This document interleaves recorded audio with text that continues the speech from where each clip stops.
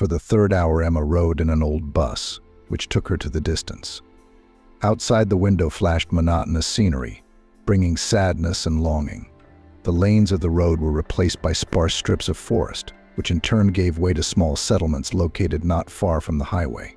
Small wooden houses with tile-covered roofs, amusingly slightly tilted to one side, stovepipes and farm buildings. Everything around lived its own special village life, which cannot be recognized from the outside, only immersed in it fully with all the nuances and subtleties of life in the province. The driver's voice sounded. "Who has a ticket? Get off. Is this your stop?"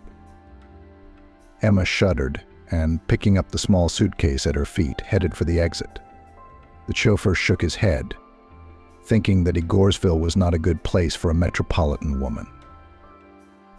"It's a beautiful place, of course, the river, the woods, but it's impenetrable.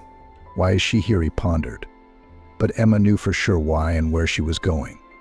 It was her late grandmother's house, which had been neglected for more than 10 years. At the best of times, Emma would never have decided to make this trip. But now she had no choice. Her husband had betrayed her almost publicly by admitting his feelings for his mistress. And her late father had finally finished her off with a will that had shocked many.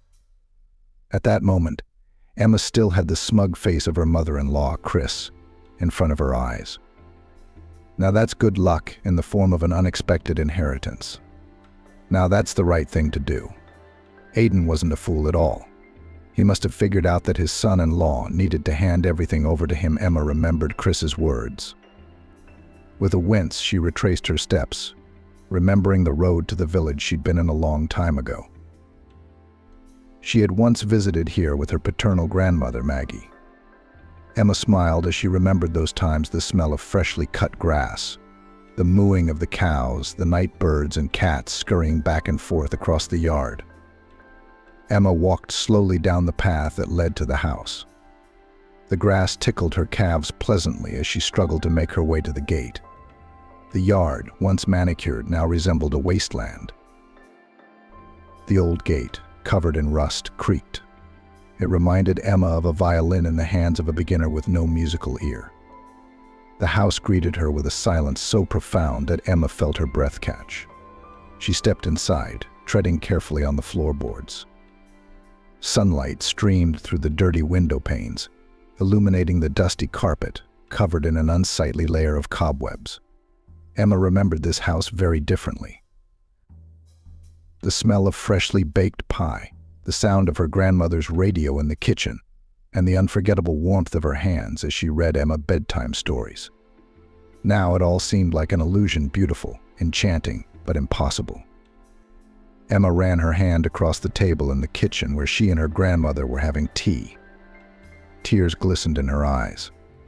On the wall hung a pre-war photograph of her grandmother in a white dress, with a kind smile and eyes shining with happiness. Emma stared at it for a long time, trying to catch a hint or advice in her gaze about how to live her life. But there was nothing of the sort, of course. She stepped away from the photograph.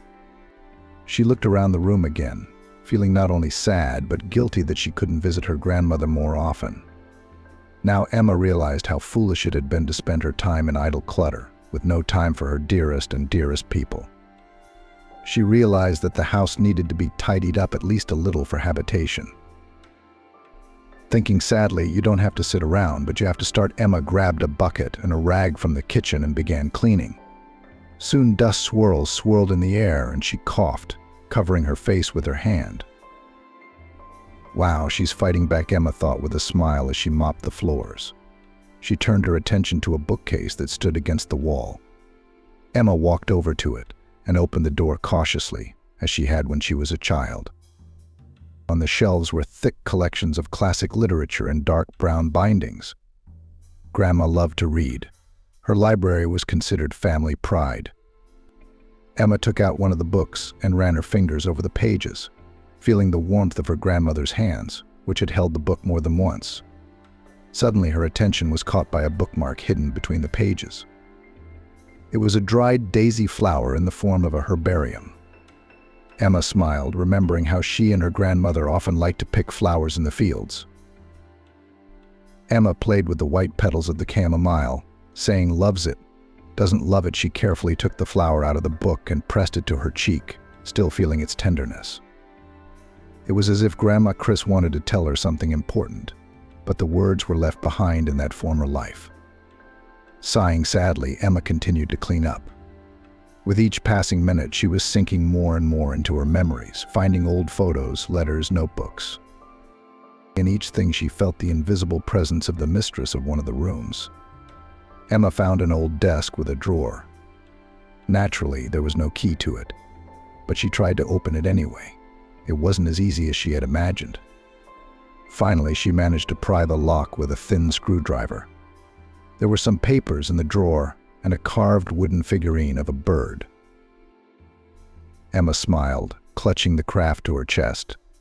At that moment, she wanted to go back to her childhood, when milk tasted better than anything else and apples from the garden were the size of small balls.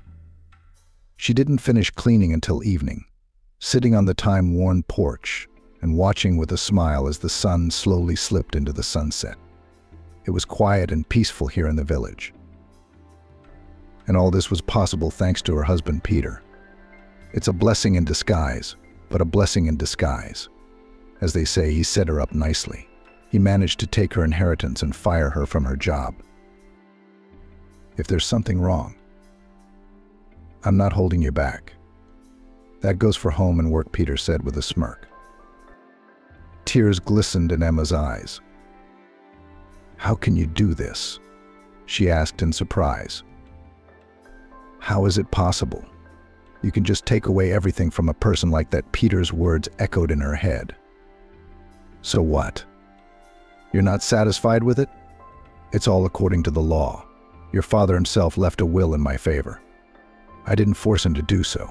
And if you have any questions, go to the cemetery and ask him yourself. I've told you everything. That day they had a big fight, and it was not only the inheritance that was to blame, but also the demonstrative admission that Emma was not needed by her husband.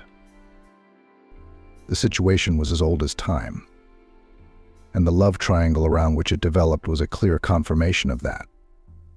As it turned out, Peter had been having affairs on the side for quite some time, and his mistresses were known to almost everyone in the office, except Emma. And all because she mostly worked remotely at home processing orders, establishing contacts with customers and suppliers. There was no need for her to sit in a stuffy office, where her husband was in charge of everything. In fact, the company itself was opened with money from Emma's late father. Aidan Smith had once worked as an engineer at one of the steel mills. Thanks to his extraordinary intelligence, he was able to make a good career. But in the troubled times of the late 90s went into business. The former engineer had to go through a lot to rise to the top, the intrigues of competitors, meetings with racketeers, offers of roof, and an atmosphere of constant stress. Business is a serious thing, and whoever does it must realize the risks involved, Aidan liked to say. Aidan's wife was killed in a car accident when little Emma was 2 years old. Whether the accident was faked or accidental was never determined. Since then, Aidan has never been able to commit to anyone else. No, there were women in his life, and more than one. But it never led to anything serious. About a year ago, his father showed signs of a severe hereditary disease that haunted his family on the male line. Naturally, everyone understood who would become the heiress of the Smith empire, and therefore in advance considered Emma a rich heiress. But everything went to Aidan's son-in-law, Peter. And for Emma herself, it was a real shock. Her beloved father, whom she considered the ideal man, betrayed her, bequeathing everything to Peter, and finally untied his hands. Of course, Emma wasn't going to give up without a fight. She wanted to contest her father's will, but she decided to do it later, to recover a little from everything that had happened. You shouldn't be going to this neck of the woods, Emma. Why? To let Peter know he's won. Get a family lawyer to file a lawsuit, Nayli's friend said with judgment in her voice shortly before she left. No, Nayli, it's not for me, Emma replied. I want to get my head together and figure out what to do next. But you see how quickly things have happened. First Dad left, now my husband. And he also advised me to quit my job, Emma said bitterly. He forgot that we started the company together. He has a short memory. She shook her head negatively. You're wrong. If you need anything, just let me know. I've got a good lawyer here, Nayli said. Can he help you with anything? His name is Alex. You want me to talk to him? He's a good one, you bet. He even worked in the prosecutor's office in the past. But how do I get in touch with him? My friend persisted. Emma looked at Nayli ironically, then waved her hand. Well, let's try. Maybe it'll work. Emma met Alex the day before she left for the village. She had made the decision to go on her own, without pressure from her husband or mother-in-law. She urgently needed a reboot to forget everything that had happened, at least for a short period of time. Then what would happen would be what would happen. Alex Petrov turned out to be a pleasant man of about 35 with slightly noticeable wrinkles in the corners of his eyes that spoke of the shocks he had once experienced. Hello, my name is Emma Smith. I'm looking for advice on contesting a will, an inheritance, she began from the doorstep. Anna, hello. Pleased to meet you, Alex answered in a calm voice. Tell us more about your situation. Emma sighed sadly and began to remember everything in order about her father's death, his will, and how she felt betrayed and deceived by her husband. Alex listened attentively without interrupting. He occasionally asked questions to clarify important details. Emma, I realize that you are in an extremely difficult situation, but I want to reassure you. There's a good chance you can contest your father's will, he said, when she had finally finished her story. And how can this be done? Emma asked with hope in her voice. There are several grounds to contest the will, Alex explained. For example, if the will itself is invalid, if it was made under the influence of deceit or threat, or if the testator was not fully aware of his actions at the time of writing the document, or if the will was made in violation of applicable law. But Dad was in his right mind when he made the will, Emma argued. Maybe he was, but we have to check all the options, all the circumstances at the time of making the will, the lawyer calmly answered. Emma looked at the lawyer thoughtfully. No, there was nothing like that.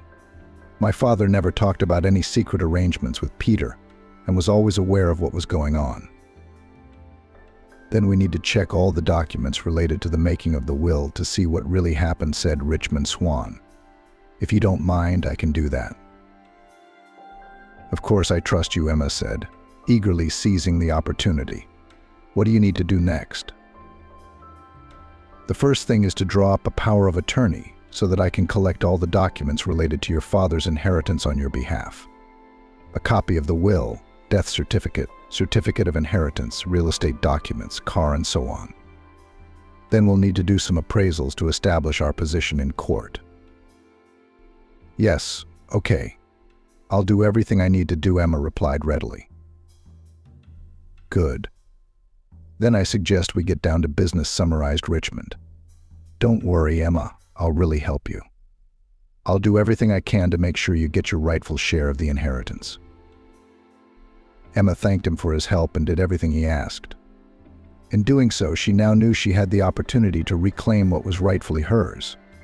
Fortunately, Richmond Swan had taken care of all the hard and time-consuming processes. Emma, on the other hand, was able to travel to the countryside unhindered by her husband, who no longer evoked the same feelings. When she went to her husband's house to pick up some things as it happened, she had no home of her own, for her father had also bequeathed it to Peter, leaving her daughter with practically nothing. Emma chose a time when her husband would not be at home. Except she was wrong. Chris and Maggie, who were in the kitchen as if they were at home, saw her. Emma sighed tiredly and started packing. Leaving, dearie? Did you just now realize the carriage was turning into a pumpkin? Or did you think that you deserved a better life than a modest country house with chickens and goats?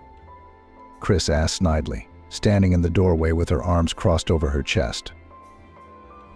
Emma nodded silently. A humble country dwelling really did mean her late grandmother's old, dilapidated house. You're being silly, sweetheart. Why would you leave? Doesn't Peter love you? You know your father was a foolish man and left you only your grandmother's house in the village, and everything else to Peter. Emma closed her eyes for a moment, trying to contain herself. She knew that everything her mother-in-law had said wasn't true. Peter loved to show her off. Yes, she'd been through that before. Except Peter's love was fake and insincere. She shouldn't have married him. Unable to hold back, tears rolled down Emma's cheeks.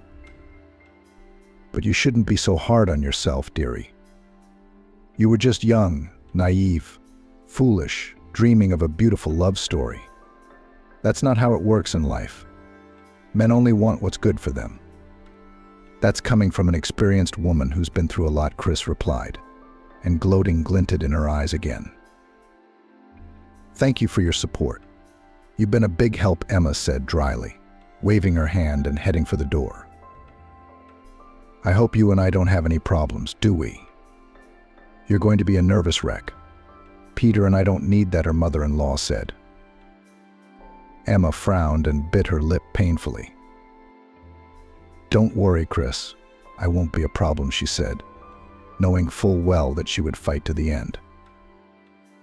When she got outside, Emma put her heated face to the wind and closed her eyes.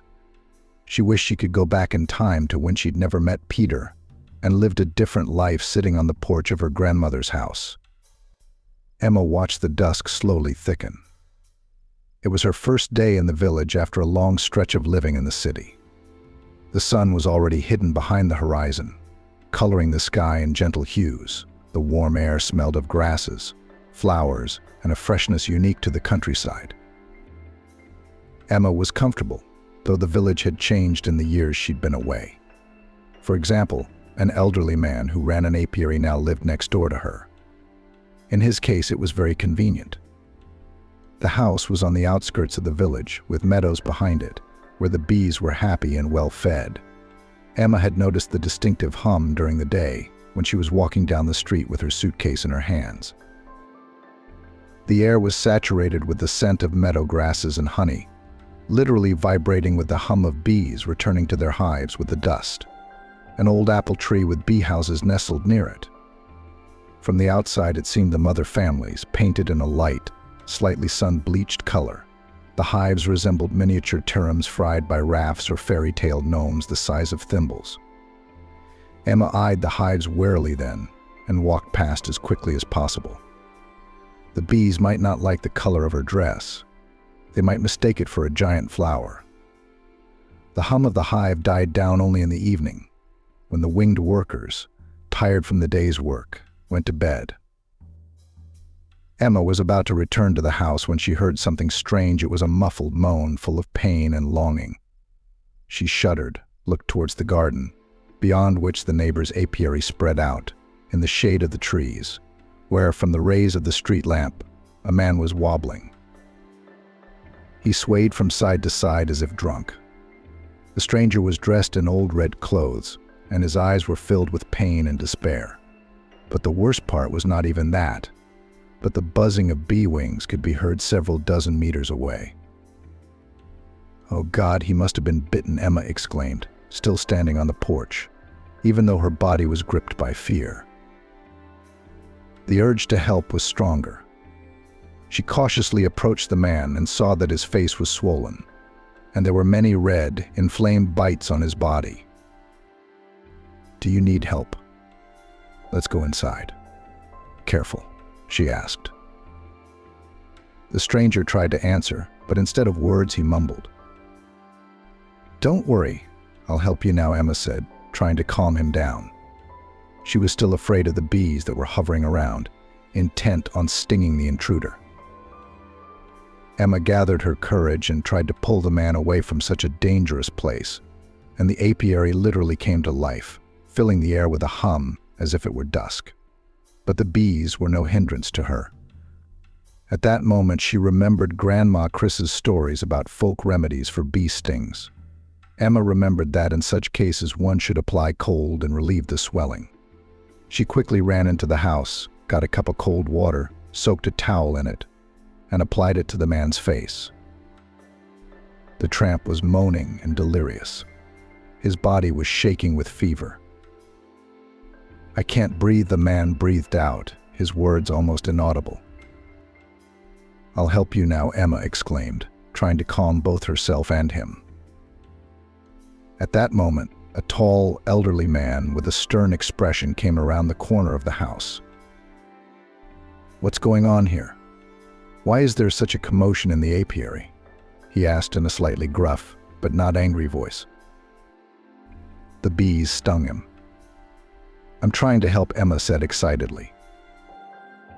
The man raised his eyebrows and looked at the poor tramp and said in a stern voice, "Girl, you are still young. Don't you know what to do? In a good way, you need to call an ambulance right now. Of course, it's at least an hour's drive from me. We've had a bridge collapse here recently. The crossing is washed out. So it's a detour now. We need to get the swelling down now," or he didn't finish. But Emma knew exactly what he meant. "Don't worry. I know some folk remedies. We'll manage without an ambulance," the neighbor said. And his voice suddenly became calm and confident. "What about the bees?" Emma asked apprehensively, looking at the apiary, which was still going strong and living its life like a giant organism. "Don't worry, I'll calm them down," the man replied. And approaching the farthest of the hives, he made some strange movements that Emma did not understand.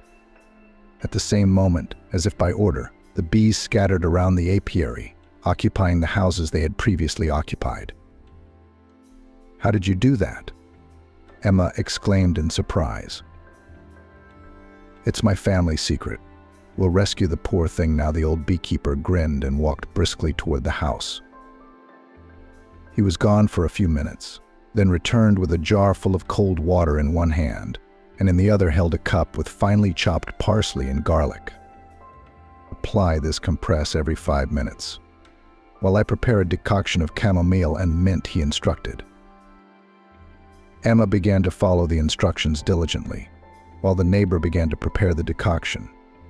He used an old electric stove, which he had outside near the summer kitchen. The vagabond kept raving and whispering something unintelligible, but the swelling on his face was beginning to go down, so he was breathing a little easier. "Thank you for your help," Emma whispered, her eyes glistening with tears. "For what? Nice neighbors, after all. I remember you well, though. You were visiting Grandma Maggie," the man said with a smile. "That's right. And I think your name is Ben," she said, remembering that she had seen the man as a child. "That's right. And I think your name is Nayli," Ben asked. Emma embarrassedly corrected the visitor from the city, blushing slightly. The man nodded. Then he gave her the finished potion and walked over to the homeless vagrant. "He'll be fine. You just need to let him sleep and periodically wipe the bites," said the beekeeper. "And who is he and where did he come from?" "That's what I don't know. We'll find out. Let's put him on a bed in my summer kitchen. He seems to be feeling better," Ben suggested, and lifted the senseless tramp up. "Thanks a lot. I don't know what I would have done without you," Emma said with feeling as she helped carry the man into the house. "Of course we need to help each other. Now you go rest, and I'll sit here and see what's wrong with this poor man. If anything happens, I'll call you. Don't worry about it. I was a nurse when I was young, both in the Army and in the Army. So I can recognize a critical condition right away," Ben said. Emma said goodbye warmly and went into the house. She washed her face with cool water, changed into her pajamas, and went to bed. But sleep persisted. Without wanting to, Emma thought about the tramp and the fact that he was in trouble. Emma didn't realize until around midnight that Ben, despite his seemingly gruff nature, was a real gentleman. The fatigue she had accumulated during the day allowed her to fall into a sound but restless sleep. First thing in the morning, she went out on the porch and saw her neighbor sitting on the stoop drinking tea. "Good morning, Emma," said good Ben with a smile.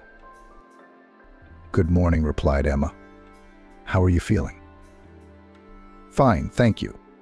And how is our victim?" she asked. "What's going to happen to him?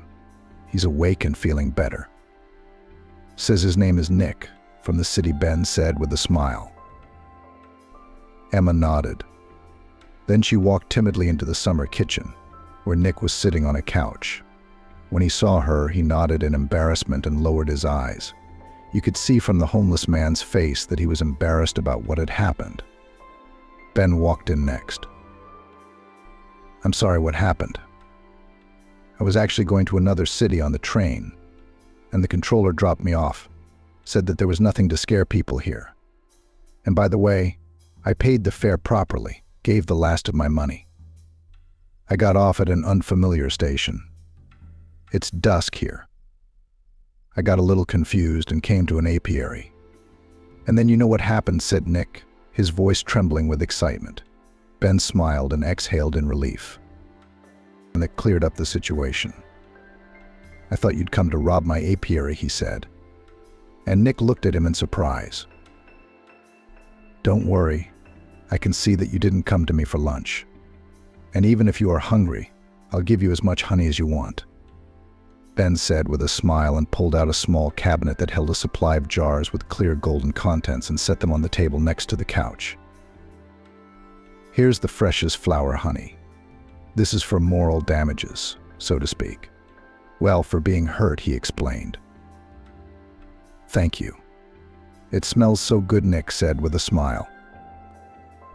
"You know, apiary is not just a business for me. It's a part of my life, my soul. I've loved bees since I was a kid. I watched their labor, their wisdom," Ben explained, sitting down on the bench next to the tramp and honey. "You must be selling it very cheap," Emma remarked, feeling a little embarrassed.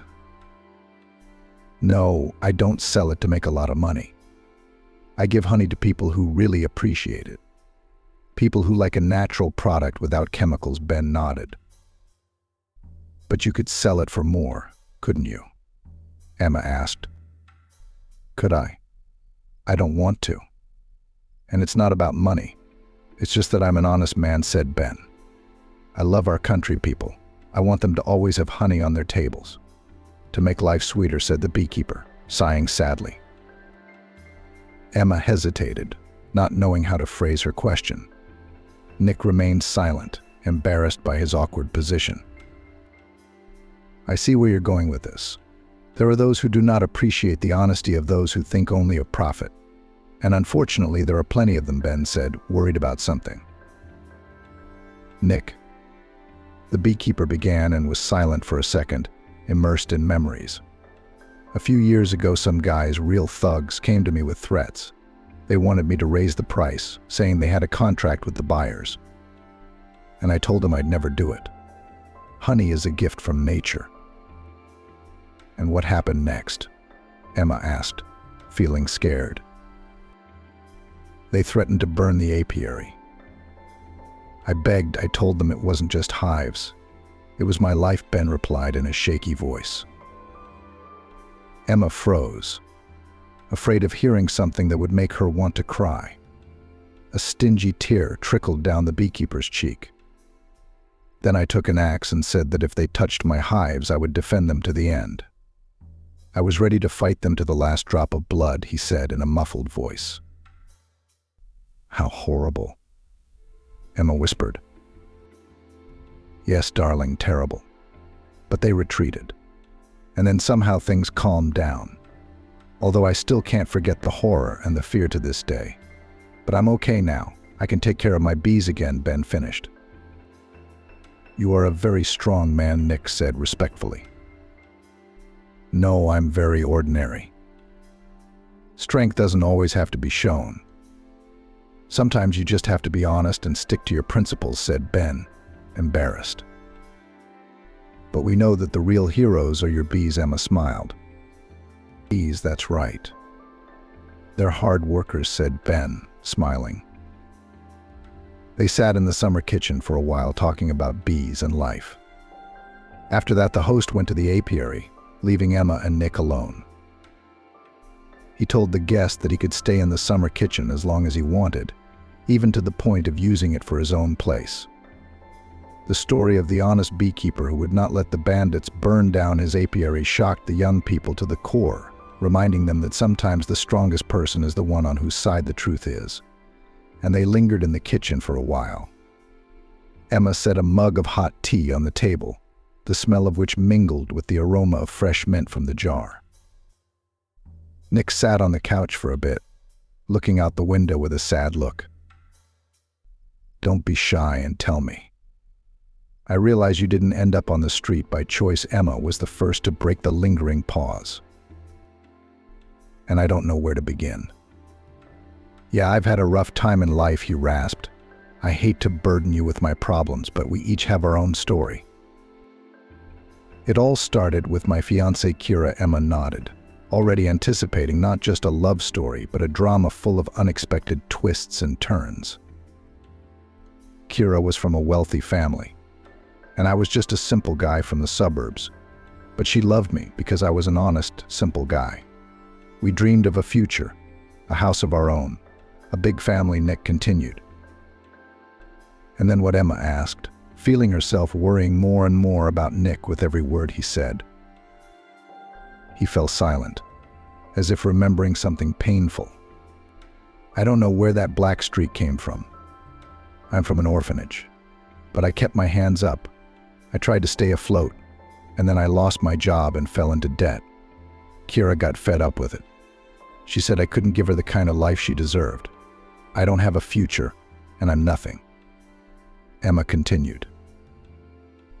At that moment, Emma noticed tears in Nick's eyes. But he quickly looked away, trying to hide them. "And they also say you don't need wealth to love. They say that sincere feelings can overcome any obstacle. But for my Kira, money was always the main thing," Nick said sadly. "She went to another rich, powerful man who promised her everything her soul desired. And I was hurt to the core.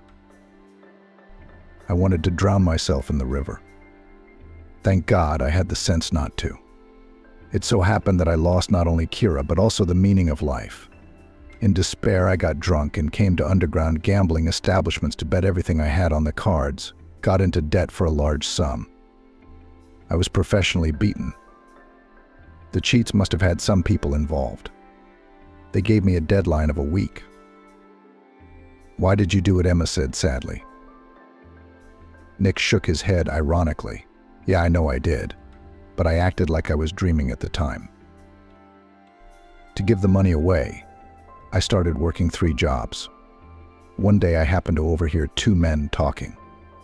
They were sitting on a bench, and I was moonlighting as a janitor. That's when I heard about a large sum of money that was lying in a house on the outskirts of town. It was like they had a stash there.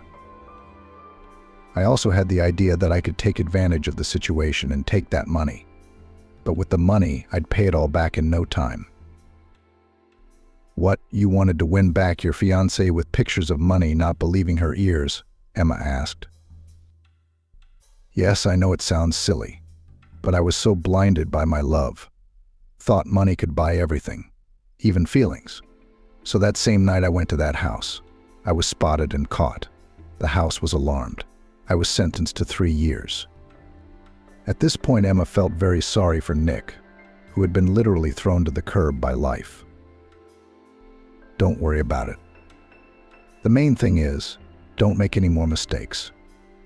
Okay, you can't bring Kira back, but you need to think about your own destiny," Emma said, trying to be supportive.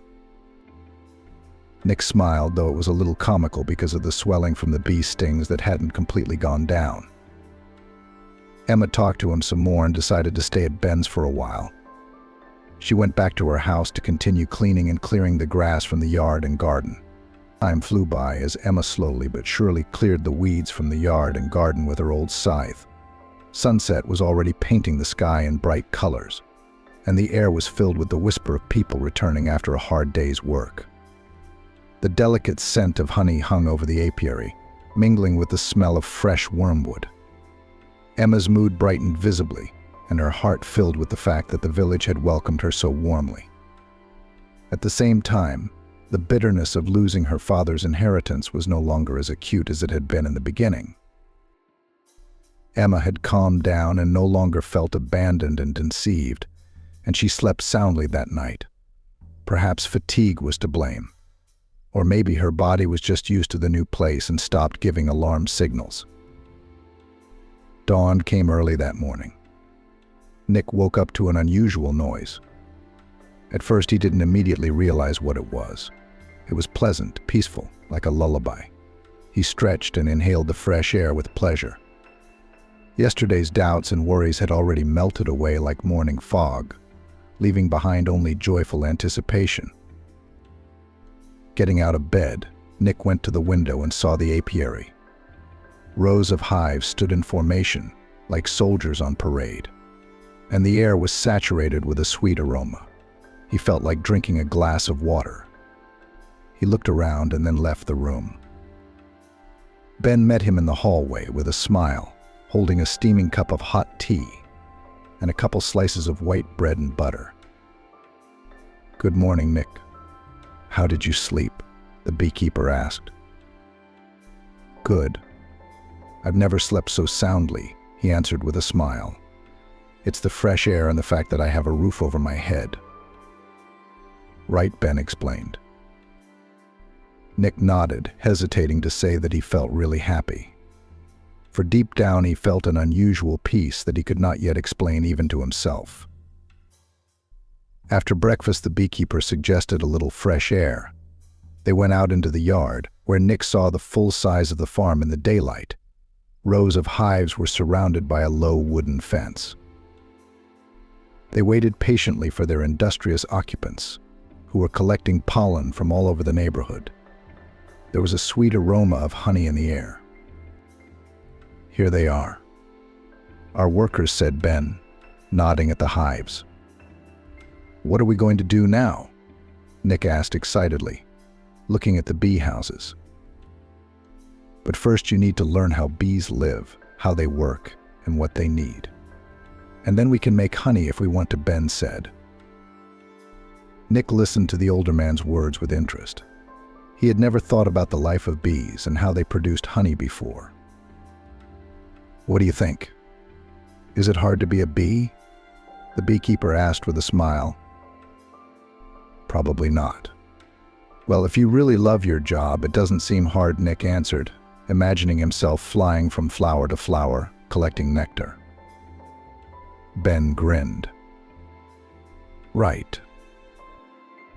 Emma listened attentively to the older man, who walked up to an unassuming building and opened a special box that contained honeycombs full of golden honey.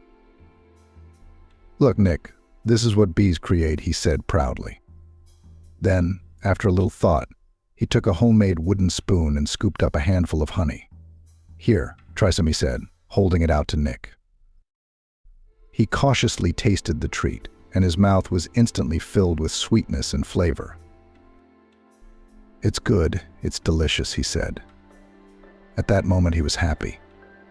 Nick felt like in a fairy tale, where a good wizard not only helped him find a home and the meaning of life, but also fed him with all sorts of goodies. Since that memorable day, the former vagrant was ready to work and study, having found a friend and mentor in the person of Ben. The days flew by quickly, like bees gathering nectar from flowers. Nick was transformed like a flower that had been growing in the shade for a long time, and then received a portion of bright sunshine. Ben, in turn, taught his guests the ins and outs of beekeeping, how to open the hives, check the honeycomb, and when to pump the honey. Nick absorbed every word and valuable advice with eagerness and curiosity. In his mind, honey became a whole story, which began with flowers, with the work of bees, and ended with such a delicious and useful product. Emma settled into her new place little by little, clearing the yard of weeds and young trees that grew from accidentally fallen seeds. Since she still hadn't heard from the lawyer, she had gotten used to the idea that nothing could be changed, everything would stay the way it was. Visiting Ben and Nick daily, Chris felt herself growing more and more attached to them. She had only gotten 2 calls from the city during that time, and both times it had been from Maggie's mother-in-law. The only reason she'd called was to mock her daughter-in-law, who'd gone off to the middle of nowhere for her own stupidity. But Emma had no cause for joy. After all, she felt quite comfortable in the village. The question of work was solved quite simply. She got a job at the post office in the parcels and transfers department. Fortunately, her education gave her such an opportunity, which was appreciated not only by her superiors, but also by the locals. Time was running out. It had been about a month since Nick first showed up at the apiary. In some ways, he felt like an experienced beekeeper who already knew many of the intricacies of working with hives and honey. The former hobo was happy, and the happiness was reflected in his eyes and smile. "Nick, I have some good news," Ben said one day when they entered the house. "What is it?" Nick asked with genuine interest. "The customers are coming in today. I've noticed a lot of orders this month. It's a shame they haven't done the bridge yet. We have to make a big detour to get to our apiary," said Ben. "Good. That means we've done a good job," said Nick. "Yes, you're right," the apiarist nodded and put 2 cups of hot tea on the table. "Well, to our harvest." Nick raised his cup in agreement. They drank tea, feeling the warmth and comfort of home. Now they were no longer just host and helper. Now they had become friends, albeit with an age difference. But had that ever gotten in the way of a true friendship? Ben saw Nick as a son, and Nick as a son, and Nick as a father. That day they sat for a long time, talking about everything and understanding each other half-heartedly. Nick talked about his past life, his plans for the future. Ben listened patiently, and then shared his memories, which over the years had accumulated a lot. During this time, Nick had changed noticeably. He had become an economical, responsible man who was not afraid of work and readily undertook any task with Emma's tacit approval. The young man repaired her fence and moved wood to the wells. He also built a box for a puppy named Smith, whom Emma had found in a roadside ditch on her way to work. The little guy was floundering in the goo and couldn't get out. Emma took Smith in her arms and when she got home, washed him with warm water. She was late to the post office that day, of course, but her bosses didn't scold her. Especially after Emma showed a picture of the rescued puppy on her smartphone. Nick had built Smith such a beautiful booth that it could easily accommodate a dozen puppies like him and his mom. Looking at this work of carpentry, Emma once again realized that her new neighbor was a multifaceted and very talented person. But he hadn't realized it yet. I guess that's what happens when a person doesn't even realize how much potential there is in him. Unbeknownst to herself, Emma realized that she was more and more attracted to this man. She had come to the village to start a new life. She was looking for peace and quiet. Instead, Nick had found the man who had won her heart once and for all. Every day their friendship grew stronger. They spent evenings together, talking about the vicissitudes of fate and plans for the future. Once, during an evening walk in the woods, Nick couldn't resist and took her hand. Emma did not resist. On the contrary, she felt her heart beat faster, literally fluttering with excitement. Nick looked into her eyes, and she saw in them all the love and passion she had not known in her relationship with Peter. They kissed, and that kiss was a breath of fresh air, like the beginning of a new chapter in their story. Emma and Nick's relationship was strange, but real nonetheless. They were very different people, with different histories and different life experiences. And yet they found each other in a world that had previously seemed cruel and bleak to them. Emma helped Nick not only to find himself, but also to restore his faith in people. She taught him to appreciate simple joys, which are not so many in ordinary life. In turn, Nick gave her a sense of security, a sense of warmth, love, which she lacked in her marriage.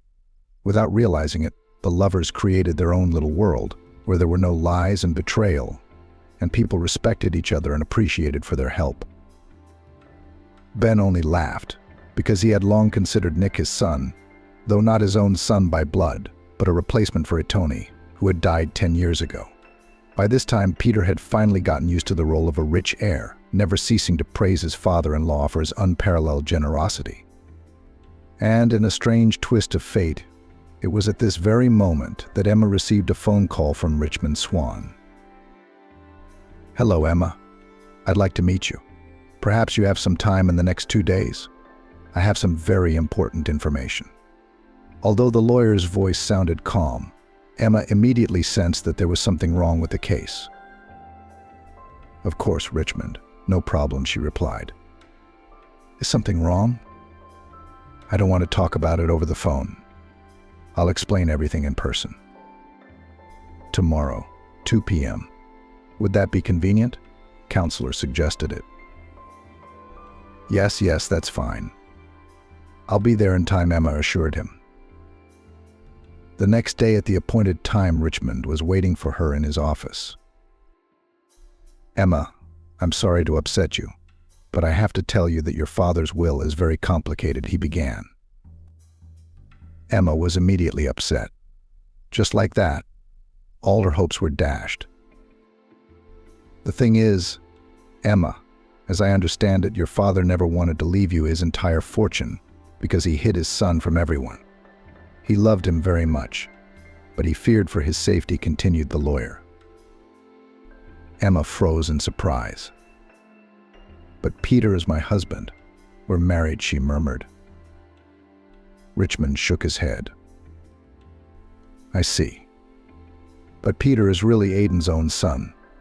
But you were taken from the Mercy orphanage when you were not even 2 years old. Aiden was afraid of competition and knew that sooner or later his child would be in danger. So after his wife died in a car accident, he left his son in an orphanage. He took you in as his daughter. But why? Why didn't he let you live with him?" Emma whispered. "He probably didn't know it himself. When he found out the truth, it was too late. After all, more than 10 years ago, there had been a fire in the orphanage. The children were transferred to other educational institutions in the city. Accordingly, the archive with the data also burned, so it cut off your father's contact with his son for years. You see, Aiden was a very complicated man. He'd been through a lot. To be honest, he was genuinely happy to have a family. Maybe Aiden even saw you as the daughter he never had. Or maybe he just wanted Peter to be happy. That's why he never told anyone his motives for doing what he did." "What about Mom?" Emma exclaimed and froze in anticipation. "Aiden was very much in love with your mother. He never forgot her. I know that for a fact. He kept her picture on his desk and suffered a lot that you don't know the whole truth," the lawyer answered. After his words, Emma could not hold back her tears. Her whole life was shattered in an instant. Her husband was not who she thought he was, and her father had kept the truth from his adopted daughter her whole life. "Richmond, what am I supposed to do next?" she whispered. "I know it's hard for you, but I'm sure we can work things out. You still have the right to part of the inheritance. We will prepare a lawsuit to the court," said the lawyer. "What about Peter? How can I fight him?" Emma asked in confusion. "I think you should have a heart-to-heart talk with him. Explain the whole situation. Maybe he'll realize that he's doing something wrong. But he's cheating on me. How can I ever forgive him for what happened?" She was desperate. "I'm not saying forgive, but you need to talk for yourselves so that you understand each other and so that you can decide what to do next," the lawyer objected. Emma thought for a long time before calling Peter. Frankly, she didn't know what to say or how to explain what she had learned. "Peter, I have a serious conversation with you. Come to the cafe where we met." In an hour, Emma said in a shaky voice. Her husband arrived half an hour before the agreed time. He looked tired and irritated. Emma sensed that he didn't want to talk about it. "I know you're cheating on me, and I'm not going to make a scene," she began. Peter didn't deny anything, just stared at her in silence and waited to see what would happen next. Emma pulled herself together and got to the point. I recently learned that you are my father's son, and that he left you his entire fortune. Not coincidentally, she said. Peter shuddered. Perfer. What are you talking about? What father? Who are you then? He asked, confused. I'm a relative, and you're the foster son he adopted in the late 90s. My lawyer came up with this story through an investigation, Emma replied, sensing that her husband was confused about his feelings. I don't believe you. Do you hear me? You're just stalling for time to get your inheritance, and you're making up nonsense. If you want to contest the will, I'll see you in court, Peter said, getting up from the table. Then he left without saying goodbye. Emma was left alone. She cried long and bitterly. Her whole life had been turned upside down in an instant. She also didn't know who to trust, who to believe. It seemed like she was going crazy. But then again, what choice did she have? That's right. There was none. She was just faced with the fact. The next day, Emma and Richmond Swan began preparing for the trial. First, they gathered all the necessary documents and rehearsed the court hearing to be fully prepared. On the day of the hearing, Emma sat in the hall, trembling with tension. She saw Peter, who looked as tired and irritated as he had that evening.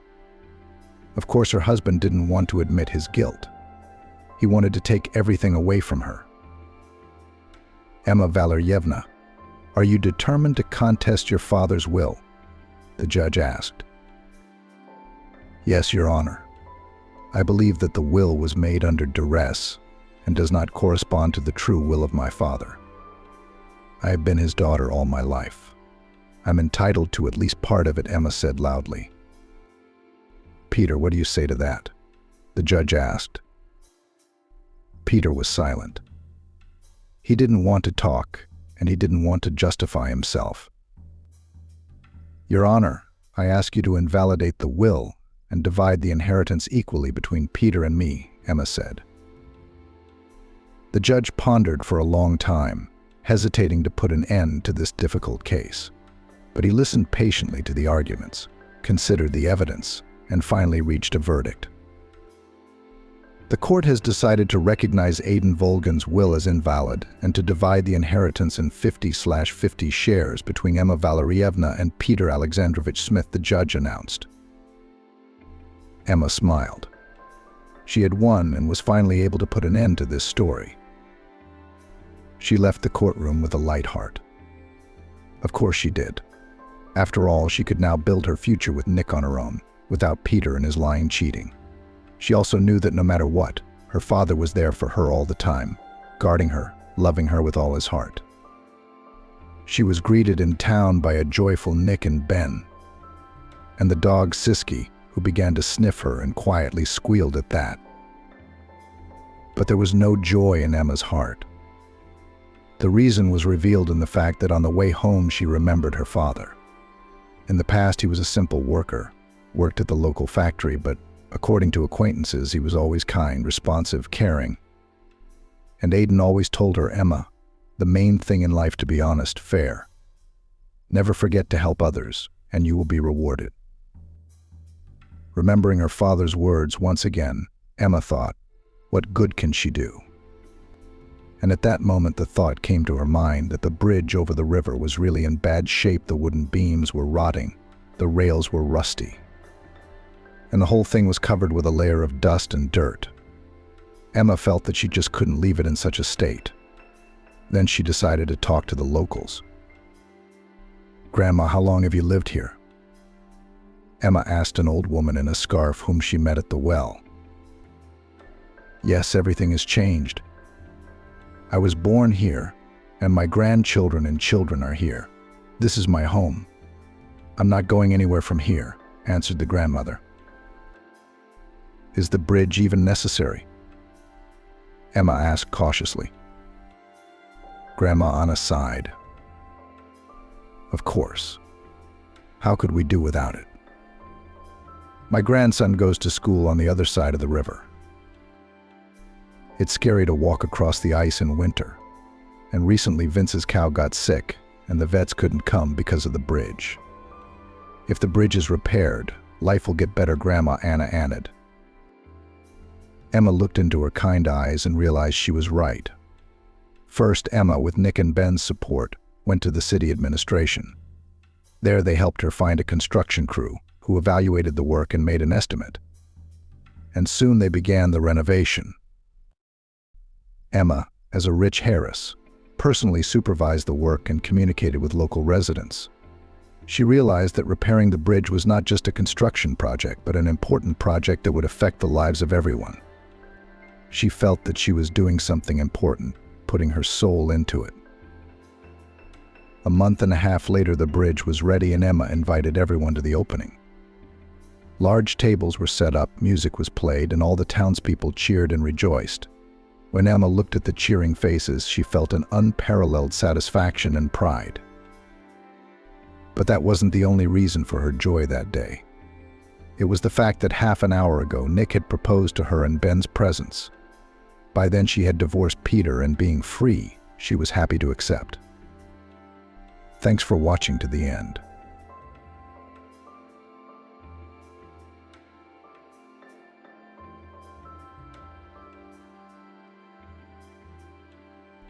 After inheriting her parents' house, her older sister kicks Jennifer and her baby out onto the street. And when she finds out ... Day 4. Could she really do that? Veronica asked in despair. It's not fair. Her mother Jennifer led her gaze along the walls of the small but very cozy room, where every little thing, every detail was dear and filled with memories, though not always pleasant, at the mere thought that a quiet and measured life had suddenly come to an end. A chill ran down her spine. Irma has every right to do that, Jennifer said at last. What about us? There's nothing we can do but leave. The tiny flicker of hope in Veronica's eyes faded. She lowered her fluffy dark eyelashes, shrank into a ball, and was silent. Not by years, smart and serious Veronica was about to graduate from the 10th grade and then go to conquer the big city, so as not to repeat the fate of her mother. The hotness with which Veronica was interested in their future fate was unnecessary. She knew that her mother was telling the truth, and that they had no other choice. But despite that, she still didn't want to believe what was happening. It seemed like some kind of bad dream, and she was about to wake up. When she finally looked at her mother, Veronica noted with sadness that she had somehow become sad and seemed to have lost interest in what was going on since she had learned the unpleasant news. Why did grandfather do it? Exclaimed her daughter in anger. Didn't he think of us? What difference does it make now? Jennifer sighed and smiled with just her lips. It's time to pack. Please don't take too much. We won't be any better off with a heavy load. Slowly rising to her feet, Jennifer reached across the table and began to pick up the papers, folding them neatly into a tattered cardboard folder. Finally, she found the unfortunate sheet that had divided their lives into before and after. After running her eyes over the smooth lines, satisfied that there could be no mistake, Jennifer folded it in half and put it away. Jennifer was born in a small village, lingering among the countless small villages scattered across the map of the region like wild apples on the ground at the end of summer. Jennifer loved her native land and knew all the locals by sight, and her childhood could have been happy and carefree if it hadn't been for her mother. Madeline was never happy. She kept her daughters Jennifer and Irma under strict control, never letting them off the hook for a minute, as well as her husband Bernard, who was more silent and tried to spend any free minute outside the house, doing the housework. Unlike her older sister Irma, Jennifer always did what her mother told her to do, trying to please her and earn her approval. But despite her best efforts, she never managed to earn her mother's love. Irma was 5 years older than her sister, and her mother's character. So often quarrels broke out in the house, which even Bernard could not extinguish. It became increasingly difficult to get along together, and therefore, driven by the desire to get out from under the wing of an oppressive mother, Irma soon after graduation married and left the village. Jennifer, on the other hand, stayed. She married a seemingly decent and quiet young man named Ashley. And after a while, she gave birth to his daughter, Veronica. All would be nothing, but family life under one roof with Madeline did not add up. And to find their corner young could not because of the banal lack of money. In the end, notwithstanding the quarrels with his mother-in-law, Ashley suggested Jennifer to go to the other side of the country to his distant relative. The idea was tempting, but too risky. So Jennifer, unaccustomed to such sudden changes, hesitated. "What are we going to do if your uncle drives us away?" she asked again and again when her husband talked about moving and the work. "What if we can't find a job? Besides, my mom will be against it." "Why ask her at all?" My husband got angry. "Let's go. Your sister did the right thing. She packed her bags and left. She's married and happy now." "I can't just leave like that," Jennifer objected. "And Veronica, what about her without her grandmother?" "Either you come with me, or I'm going alone. You don't love me anyway, and I don't love you." "We rushed the wedding," Ashley said dryly. "You know that. I'm not ready to stay here for my daughter and put up with your mother. And there are no good jobs in this town, and there never will be. You decide for yourself. Just remember my word, you'll have no peace with your mother as long as she's around." The confession that her husband did not love her took Jennifer by surprise. Of course, she herself realized that there had never been any real, genuine feelings in their relationship, but she didn't dare say it out loud. And why would she? Is there such a thing as true love? Looking at her parents' marriage, Jennifer sadly realized that her father was unhappy but couldn't leave because of the children. Ashley was like her father in some ways, just as calm, sensible, and non-confrontational.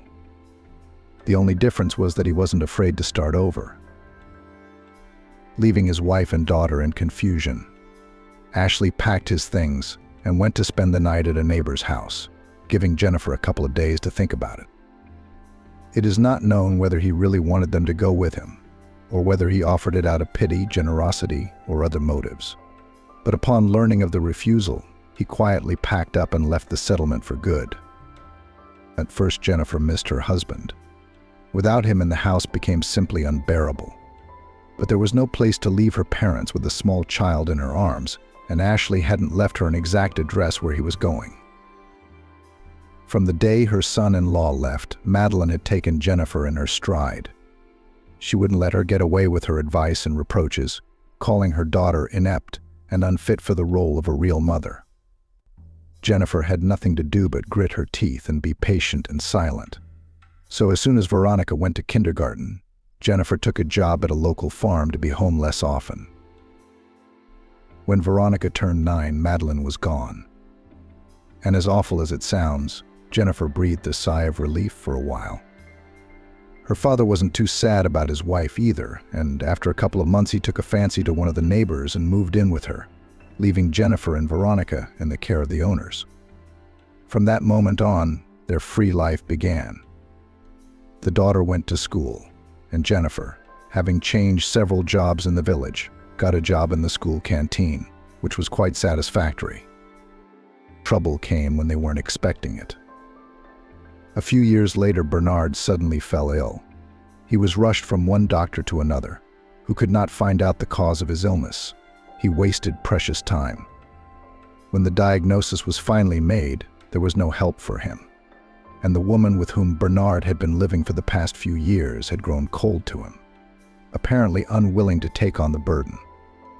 Jennifer took her father's departure hard. Unlike her mother, he loved her, and sometimes was the only person who was interested in what was happening in her daughter's life. It seemed that things couldn't get any worse. But how mistaken she was. A few weeks later, after a little more peace of mind, Jennifer decided to look at some old color photographs of people who had been gone for a long time, frozen in time. As she pulled out a photo album covered in a soft red cloth from the dresser, she noticed a small envelope lying in the far corner of the drawer, unremarkable. It piqued her genuine interest. Looking inside, Jennifer found some paper, unfolding it and dropping the heavy photo album from her hands. At the noise, her daughter came running in. "Mum, are you hurt? What's wrong?" Approaching her mother, Veronica was scared out of her wits. Jennifer silently moved her lips and, eyes wide open, looked somewhere in the distance. How could he? "Who, Mum?" Veronica asked. "Sit down. I'll get some water." "Nothing," Jennifer whispered. "What's going to happen to us now?" "Veronica, my Veronica." Throwing the envelope and the ill-fated sheet on the dresser, Jennifer covered her face with her hands and sobbed. Nothing seemed to be able to calm her down and bring her to her senses. Veronica didn't understand what was happening. So, without waiting for permission, she grabbed the paper and started reading. "It can't be," she whispered. "So our house belongs to Irma?" He signed it over to her. Jennifer exclaimed and collapsed helplessly on the couch, hiding her face in the cushion. "But you said Auntie has her own house," said Veronica. "Mum, don't cry, please. She's not going to throw us out on the street. We're kin. And why would she want that wreck?" Jennifer was silent. She didn't want to upset her daughter. She couldn't quite believe it was true. How could he?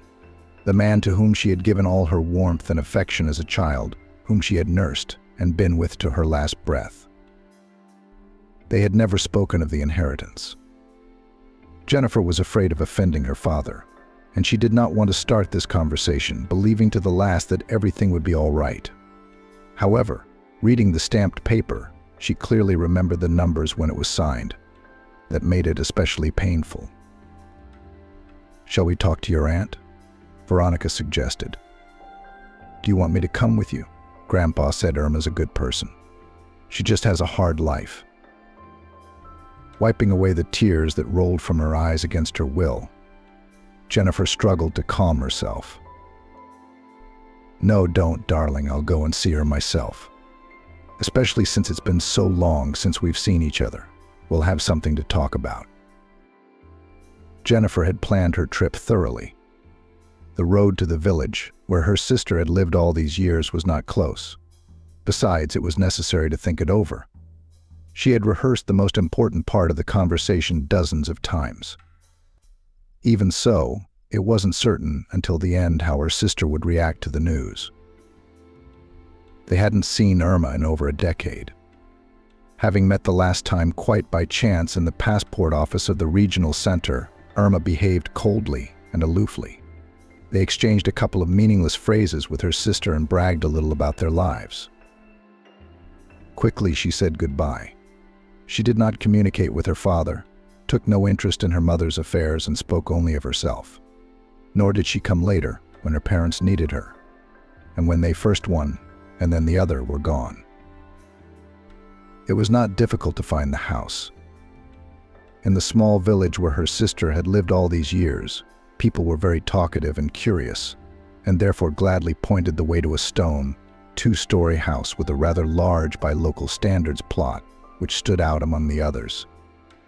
However, Jennifer did not manage to go inside beyond the fence.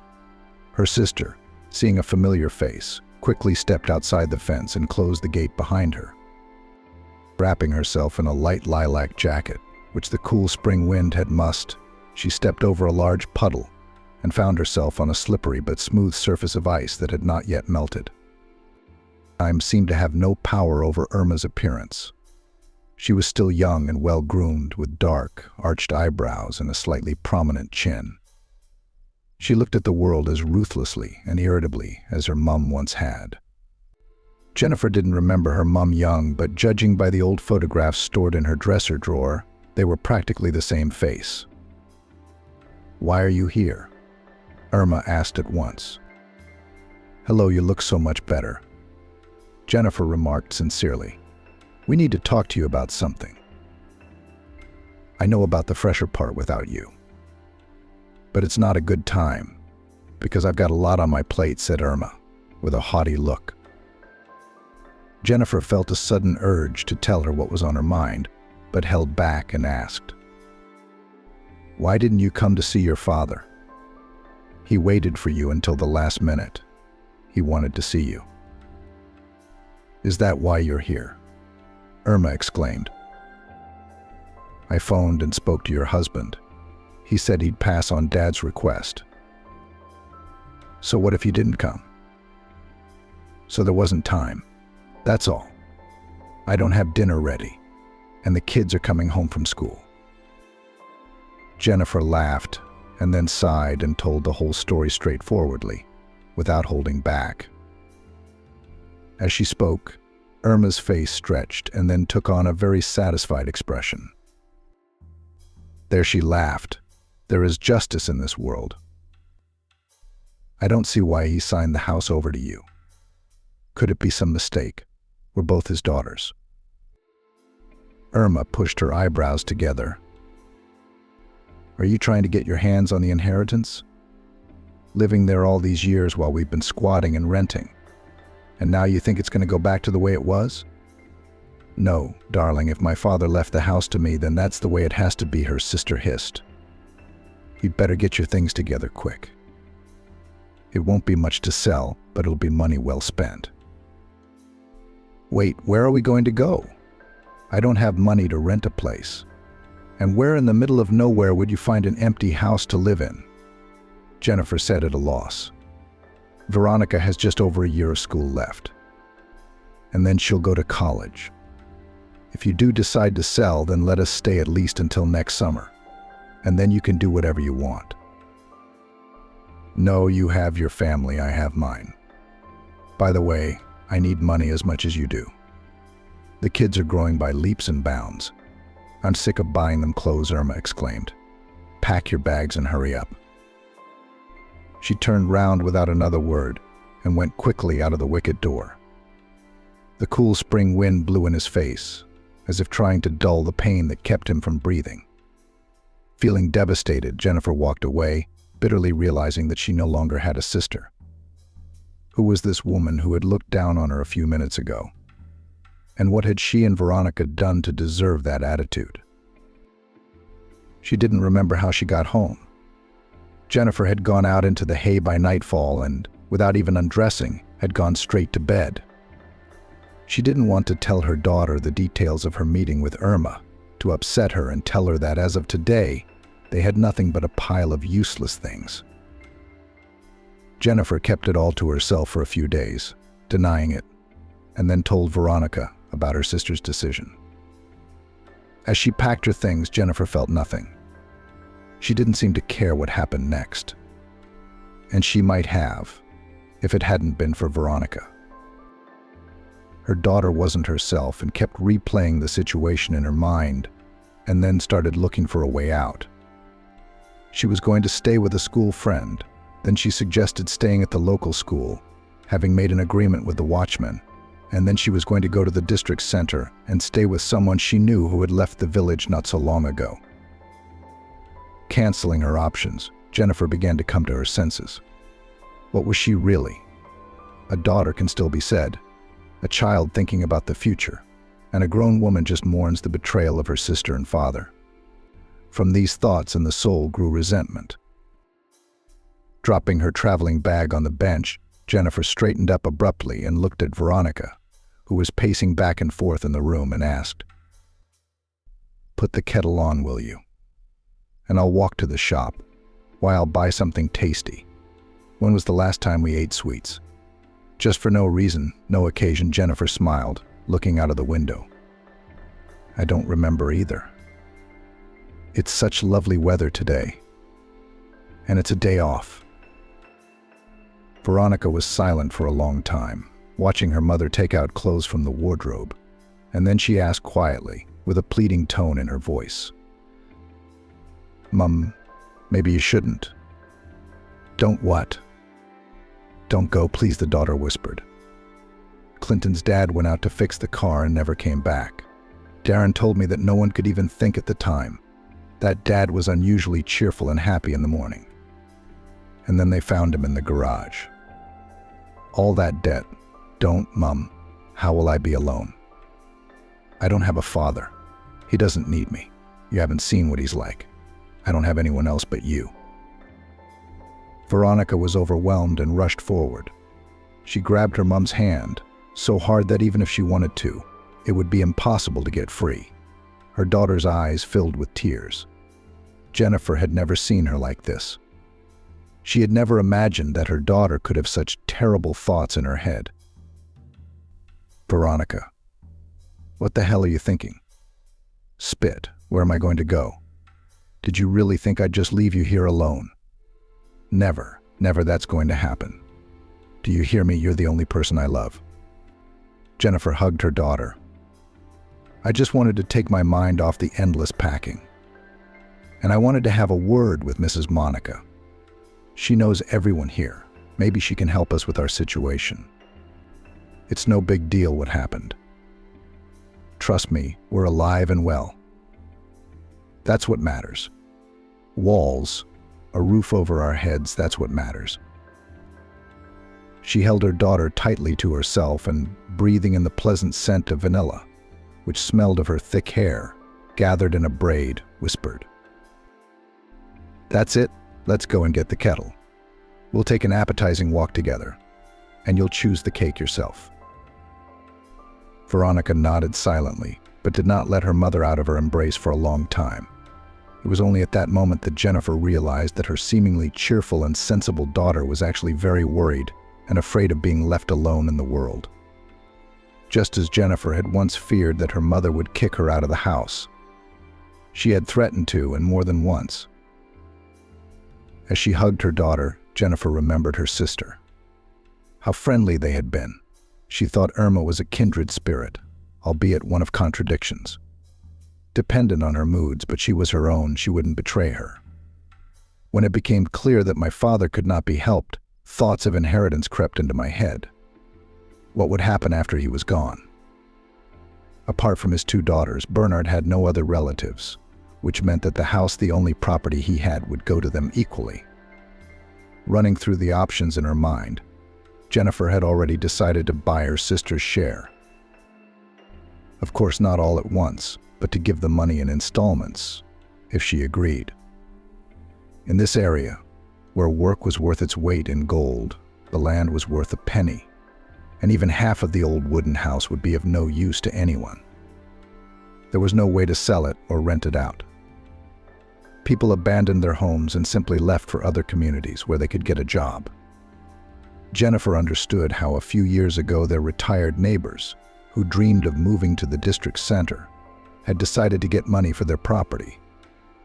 However, half of a stone two-family house and a small plot of land with outbuildings were not wanted. At first, the price in the advertisement was enough to buy a house in the city with additional payment. However, nobody was in a hurry to buy.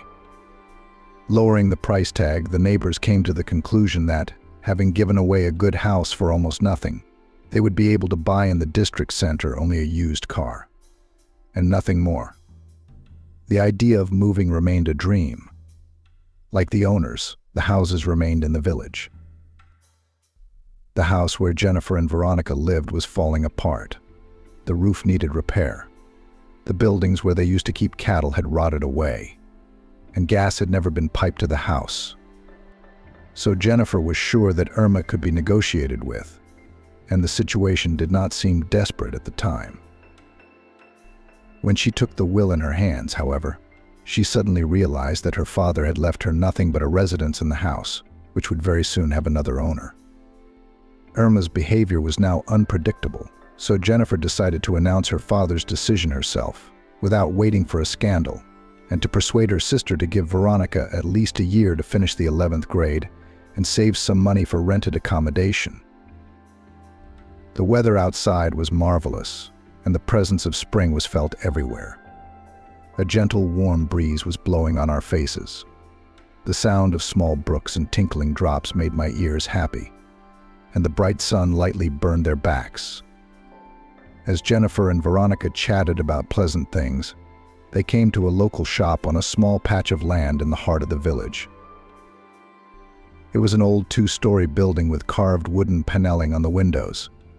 It seemed that on this Sunday afternoon, silent and as if frozen in time, there was a light inside, despite the clear day. Jennifer pulled the metal door open and entered the cramped room, which was lined on all sides with stalls, and immediately spotted the shop assistant, Mrs. Monica, chatting animatedly with a customer. Veronica said hello loudly and stepped aside to look at a counter of school supplies. Almost anything from butter to appliances could be found in the small shop. "Good afternoon, Jennifer." Mrs. Monica was pleased. "It's been a long time. I thought you were sick." Jennifer was slightly embarrassed and shrugged her shoulders as she said hello to Mrs. Monica and Pamela, who was standing by the cash register with a tightly stuffed cloth bag. "No, not at all. There was just no need." "It's good to have a full fridge," Pamela smiled as she put her shopping away. "There's a lot of stuff in today, so you're just in time. I made a mess, too. I don't know how to carry it." Talkative and always friendly, Jennifer liked the local woman for her directness and kindness. Pamela had long since retired after working at the local paramedic station. For more than 30 years, she helped Jennifer out many times when she needed to administer treatment to her daughter, even after she retired and the paramedic station closed for lack of a specialist. "You take your time," Jennifer asked. "We'll get ourselves together now, Veronica, and help carry the shopping home." "Oh no, it's embarrassing to chase you." Jennifer looked reproachfully at Pamela and, touching her shoulder, said, "It's a pleasure. Besides, it's more fun to walk together." "That's right, Jennifer," Mrs. Monica nodded, leaning against the counter. "Don't be stubborn, Pam. You've been helping everyone for how long? Even though you don't have to. You should know how to accept help when it's offered." "So, Veronica, have you chosen anything? Is this cake tasty?" Veronica asked, pointing her finger at the display case, behind which stood a sponge cake with buttercream. "It's the first time I've seen such a cake. And what's more, it's fresh. You should try it. There's a lot of choice these days. If it's a matter of money, I can lend you some. You always pay me back on time." "No thanks, we'll pay you back right away," Jennifer sighed. "I was wondering what I wanted to ask you. Do you know if anyone in the neighborhood needs an au pair? Residential only." Mrs. Monica's already large eyes widened, highlighted by dark shadows. "You've decided to get a part-time job. But why live in? Veronica and I will need a roof over our heads at least until the end of the school year, and then we'll move to a village or district center," Jennifer admitted. "Wait," Mrs. Monica shook her head. "What about your house?" Reluctantly, choosing her words carefully, Jennifer outlined the situation. Of course, she didn't want rumors about the will to spread in the village, but that would inevitably happen after she and Veronica left the house. When she had finished listening, Mrs. Monica was loudly indignant, and Pamela looked at Jennifer sorrowfully and shook her head. "I apologize for my French," the shop girl blurted out. "Only your sister Irma," Pamela interrupted her. "There's a baby here." "Oh, all right, she has no conscience." "That's what I was going to say. How can you kick your own sister out of your door? What about the grandfather? Granddad? I don't know how to help you. We have people squatting on each other's houses, and some people just abandon them. But they're no longer fit to live in, and we can't find owners. I'd invite you to my place, but I can't. We live together, kids and grandkids." "Jennifer, move in with me," Pamela suddenly said. "I'm all alone in a big house, not counting the 3 cats, of course. There's plenty of room for everyone, and it wouldn't be boring." "Really?" Jennifer was surprised. "Of course you're like family to me." "Well done, Pamela. And tell Irma that if she comes to the village, she must keep her nose out of the shop. Though if I were you, I wouldn't mess with her at all. Get the cake and get the candy." Mrs. Monica was getting a bag of chocolates from under the counter. "No money." "Then take them, my good ones." "No, I won't take it for free," Jennifer replied, smiling and wagging her head. "That's the last thing I need." "All right, you can pay me back later." When are you coming? Don't even think about looking for the purse now, Mrs. Monica said. That family. They're nothing but trouble. No order. With a box of cake, fruit and sweets in a bag, Mrs. Monica handed out the treats. Veronica, come here, she said, and without objection, said goodbye. Jennifer walked out of the shop together with the weighty bag, Pamela and Veronica with the sweets. The bright sunshine from indoors was blinding to the eyes. There were puddles and streams everywhere that they had to jump over. Veronica looked around thoughtfully and remained silent, listening to the conversation of the adults. Come tomorrow morning and I'll have everything ready for you tonight, said Pamela. I'll ask Donald to drive the car and don't worry about a thing. There's plenty of room. Thank you so much. Jennifer thanked her, feeling a stinging sensation in her nose. I don't know how to thank you. We won't be staying long. We'll move as soon as we find a place. And don't even think about it. You'll live here until Veronica finishes school. We'll get a bite to eat, and then you can decide. Pamela took the bag from Jennifer's hands, not letting her bring it into the house, and for several minutes looked at her as if she wanted to say something, but could not make up her mind. Well, run along and get your tea, or it may be spring, but you'll get a cold. Jennifer and Veronica walked back towards the house after Pamela's eyes. Mom, I'm sorry about what I said to you today, Veronica said suddenly. It's okay. You see, once we got outside and put off unpacking, the problem solved itself. We'll stay with Pamela.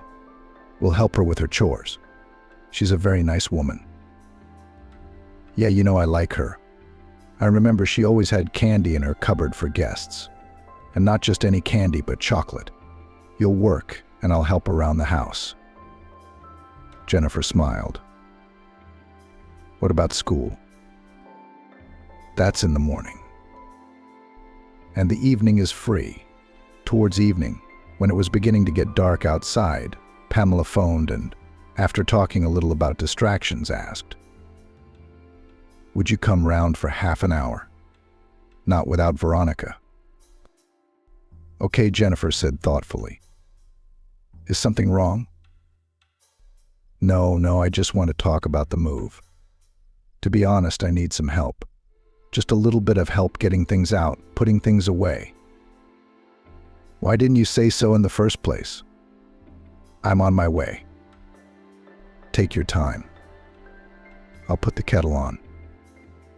Promising not to stay out too late, Jennifer gathered some treats for tea, threw on her coat, and hurried into the center of the village.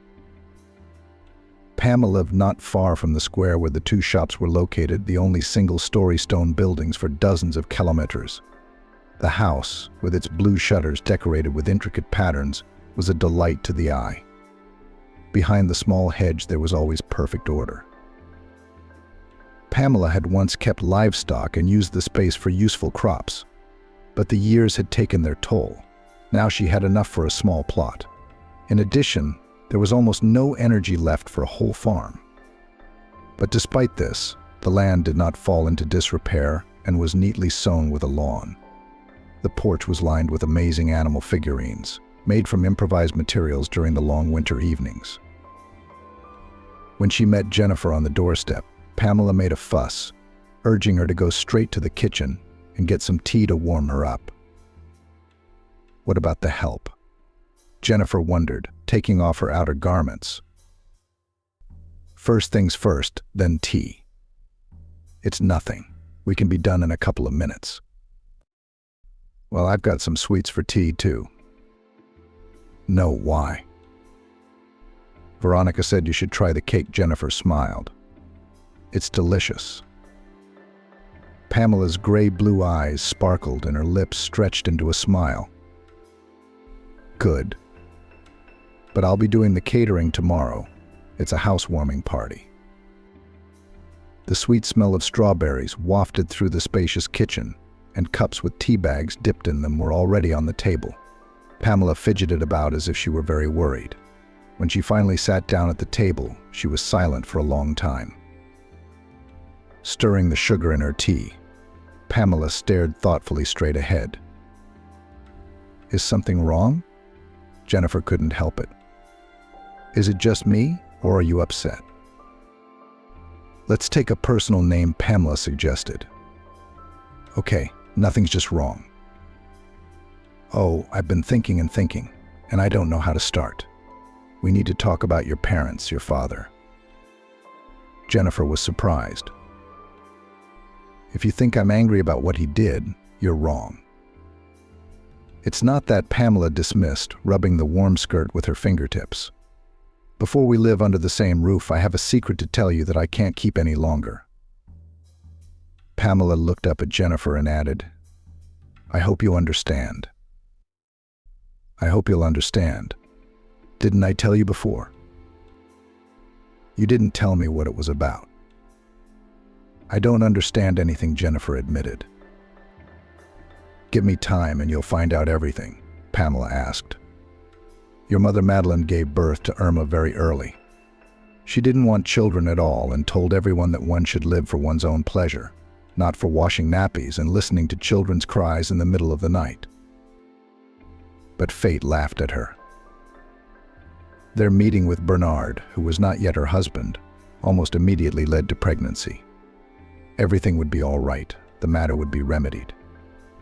But her parents, as soon as they found out about her situation, immediately decided to play a wedding so that it would not be ashamed in front of people. Perhaps Madeline could have avoided the antenatal clinic without asking permission. But then there would have been a huge scandal. Your grandmother was a very powerful woman. It was quickly arranged without asking the young ones. And by spring, Irma was born. Beautiful, just like her mother. I told Madeline at once that the girl was a copy of her. But she got angry with me and confessed in her heart that the child was a disorder. And so it went. Irma grew up with no one to help her, and a character like her mother's. I always thought my parents loved her more than they loved me, Jennifer said.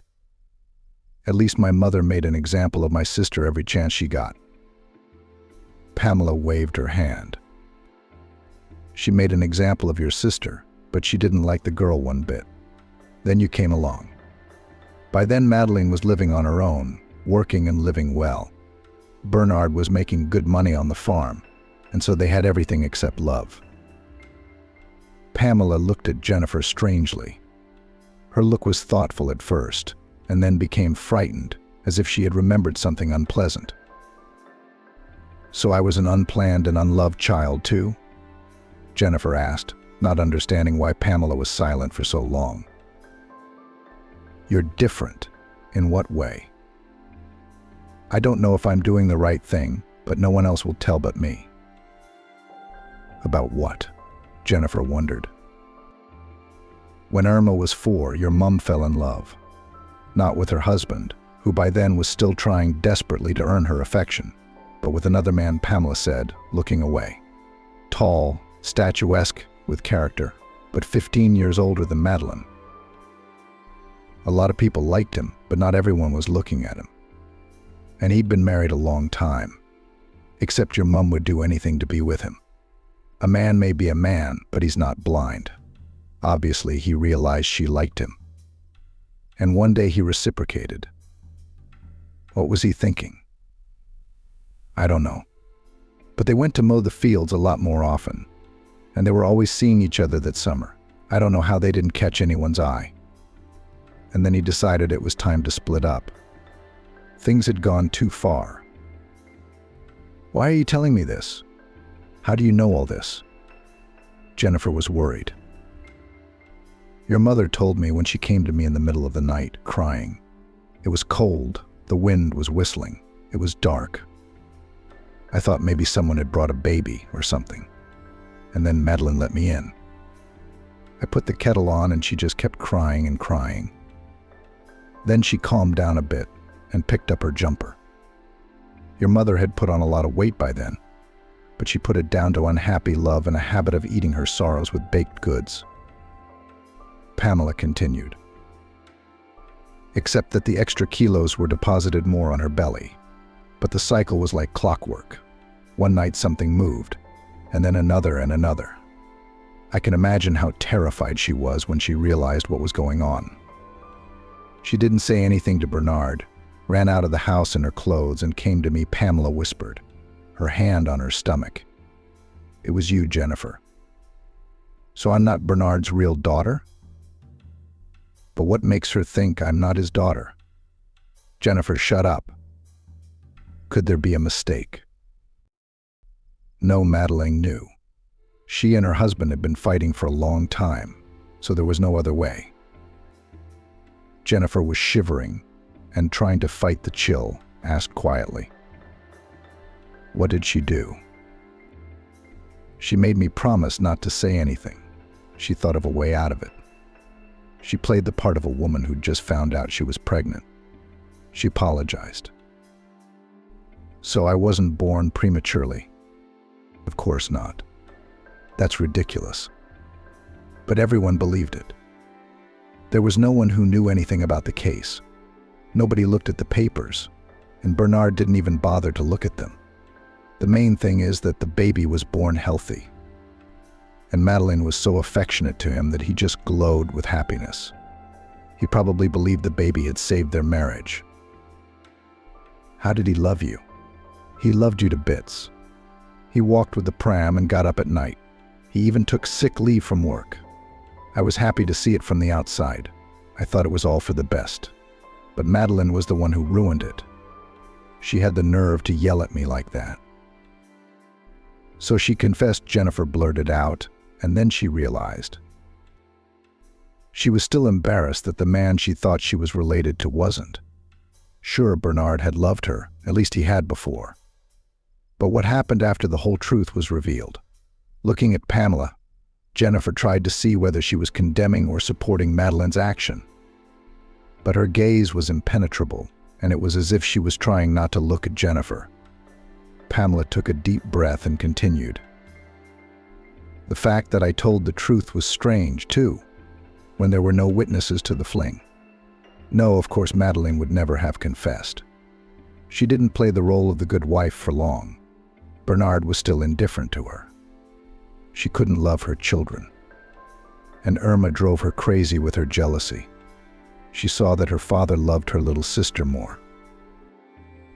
Madeleine couldn't stop gossiping about that man's family. There were rumors that he wanted a child, but his wife couldn't get pregnant. But despite that, they're very happy. Was that really the case? Madeleine didn't know. It's a small village. It's all out in the open. And there's plenty of gossip. It's hard to know what's true and what isn't. So, unable to wait any longer, Madeleine decided to take advantage of the child and have an affair again. Here she is, her own daughter, growing up right next door. And the older she gets, the more she resembles her father. But the plan failed. That man wouldn't even listen to her. So Madeleine thought of nothing better than to write him a letter that would make even the iciest heart grow cold, and handed it to him personally. But there was no reply for a long time, so another envelope was sent. And then another and another. Until at last there was a long-awaited message, which at once put a fat point in the future of the novel. He refused to meet, and he told her not to write any more letters so as not to disgrace herself. Not his name, not hers. This was the only letter she saved. Soaked with bitter tears, she kept it in her personal belongings for several years, unable to burn it. Friendly dialogue as before did not happen, although they saw each other regularly. But when they met, the man nodded discreetly, and without saying a word, averted his eyes. Was he ashamed? Madeleine did not know, but she kept the letter as if she still hoped. It seemed as if this was the end of it. Pamela shook her head as if she saw an angry man who had been deceived by his wife for so many years, and added quietly, "You had just turned 14 at the time. Can you imagine how Bernard felt? To believe for so many years that his wife loved you and you were growing up to be his blood daughter. And then when he found out the truth, there was no one to blame but Madeleine. That man was long gone." Jennifer, stroking the former paramedic's blossoming eyes, asked, According to the documents, that's when he wrote the will for Irma. Wait a minute, who was the man my mother was dating? It turns out he lived here in the township, and I might remember seeing him. I think you met him, Pamela replied. It was a pity he left early. It was Edward Richardson, my older brother. With that, Pamela slowly pulled out a stack of yellowed envelopes from the kitchen table drawer and handed them to her. These are your mother's letters. He didn't burn or throw them away either. I don't know why he kept them.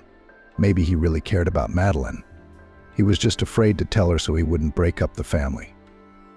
Maybe these letters are yours now anyway. Where did you get them from? Jennifer asked dazedly, still not believing what was happening. She certainly remembered Edward Richardson, who lived a few doors down from them. She knew his very reserved, overly wise wife, who chased the local kids away from her apple trees. But to think that this was her father, and that the paramedic who treated the whole village was in fact a close relative, how could the little girl think of it? Her brother had given it to her shortly before.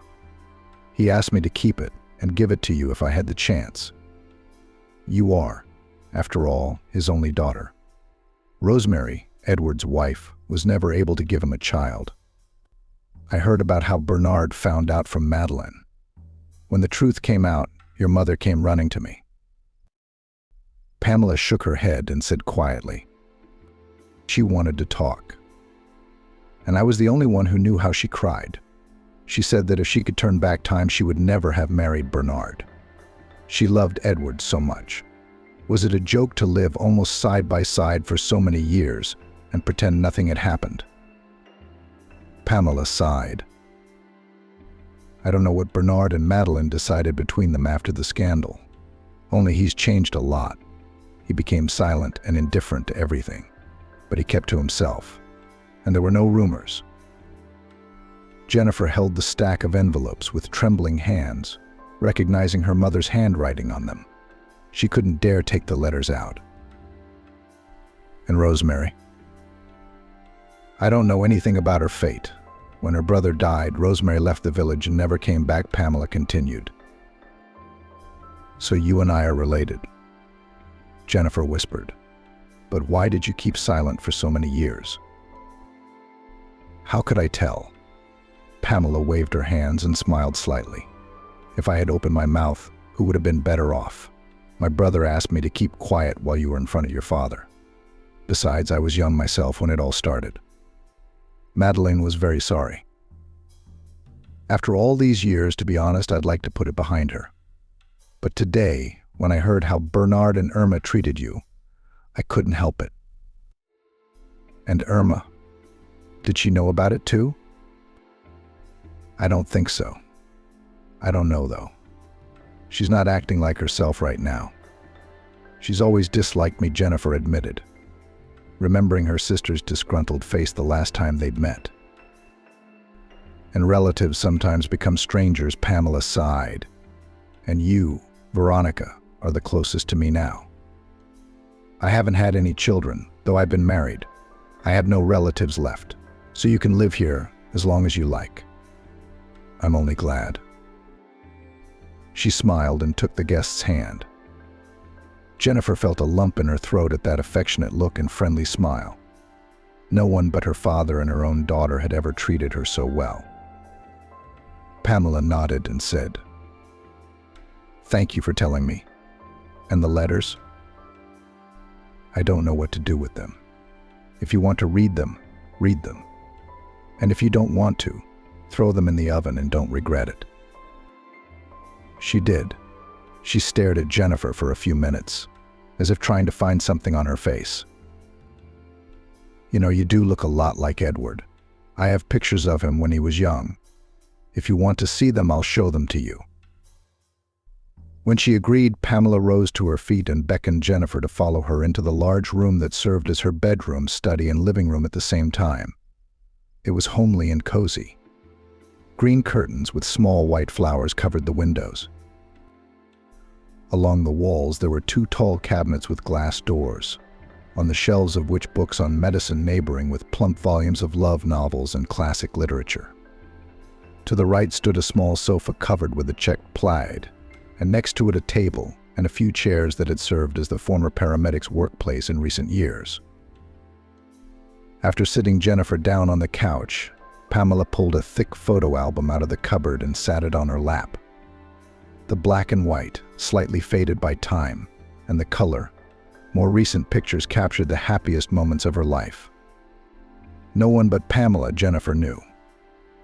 When the page turned, however, she was surprised to see a face that vaguely resembled her reflection in the mirror. The same curve of her eyebrows, the special sparkle in her eyes, the slightly upturned nose, the familiar ears. "You look very much alike, don't you?" Pamela smiled. "Edward here is a little younger than you are now." What was that genuine smile he had? It's a pity we didn't see it more often. Was it hard on them? "Why?" Jennifer echoed, keeping her eyes on the photograph. "Because of his wife, Rosemary," Pamela sighed. "She's not a pretty girl, and she's not very bright either. But Edward loved her very much, so there was a reason for that. At first, their family was quiet and peaceful, the envy of the world. And then Rosemary started thinking about having a baby, and she was so obsessed with it that nothing else mattered to her. Only it didn't happen. Several times in the very beginning, she went to the district center, lay down to keep, and came home already all in tears and without a baby. What was to blame for that?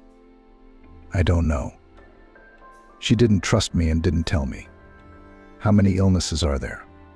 In a couple of years, the cheerful Rosemary turned into a taut as a string, an always disgruntled woman threat of the local children.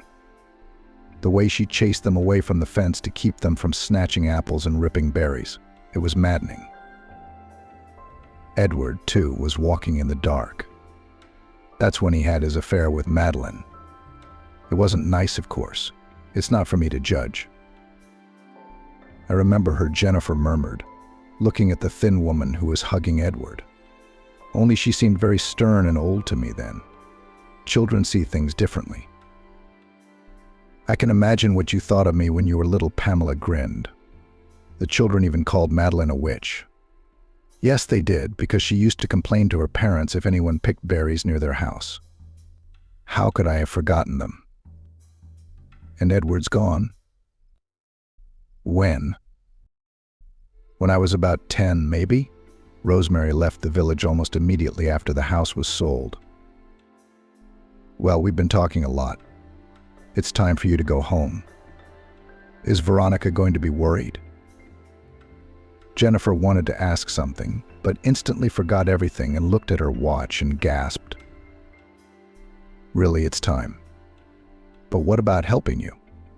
That's what I'm here for. Pamela sighed and waved her hands. I've already dealt with everything myself. I just wanted to talk to you without Irma. So I cleaned up a little. By the way, we agreed to address each other on a first-name basis. It's a little awkward to use you. Oh, come on. Am I that old? Pamela laughed good-naturedly. Donald and I will come to you after 8 o'clock in the morning. I'm not much use to him, but I want to help in any way I can. And don't worry about anything, we'll move everything. And then we'll have a housewarming party, Jennifer said. Thank you. I mean you, Pamela. You're welcome, she said. Pamela waved after Jennifer as she walked to the door, reluctant to leave the porch for the warmth of the house. Jennifer could hardly make out the road as she slid through the puddles. It was getting dark out, and the lights in the village left much to be desired. Where there were lampposts, there were burnt-out lamps hanging over the road for weeks, and no one was in a hurry to replace them. The cool spring wind was getting under my clothes, whipping my face, making me shrink and tangle in my scarf. The thoughts in his head were jumbled, changing from one to the next, and the pictures from the past that had been in Pamela's album for so long appeared before his eyes. Which reminded me of Edward. Nothing much, really, except that he was married.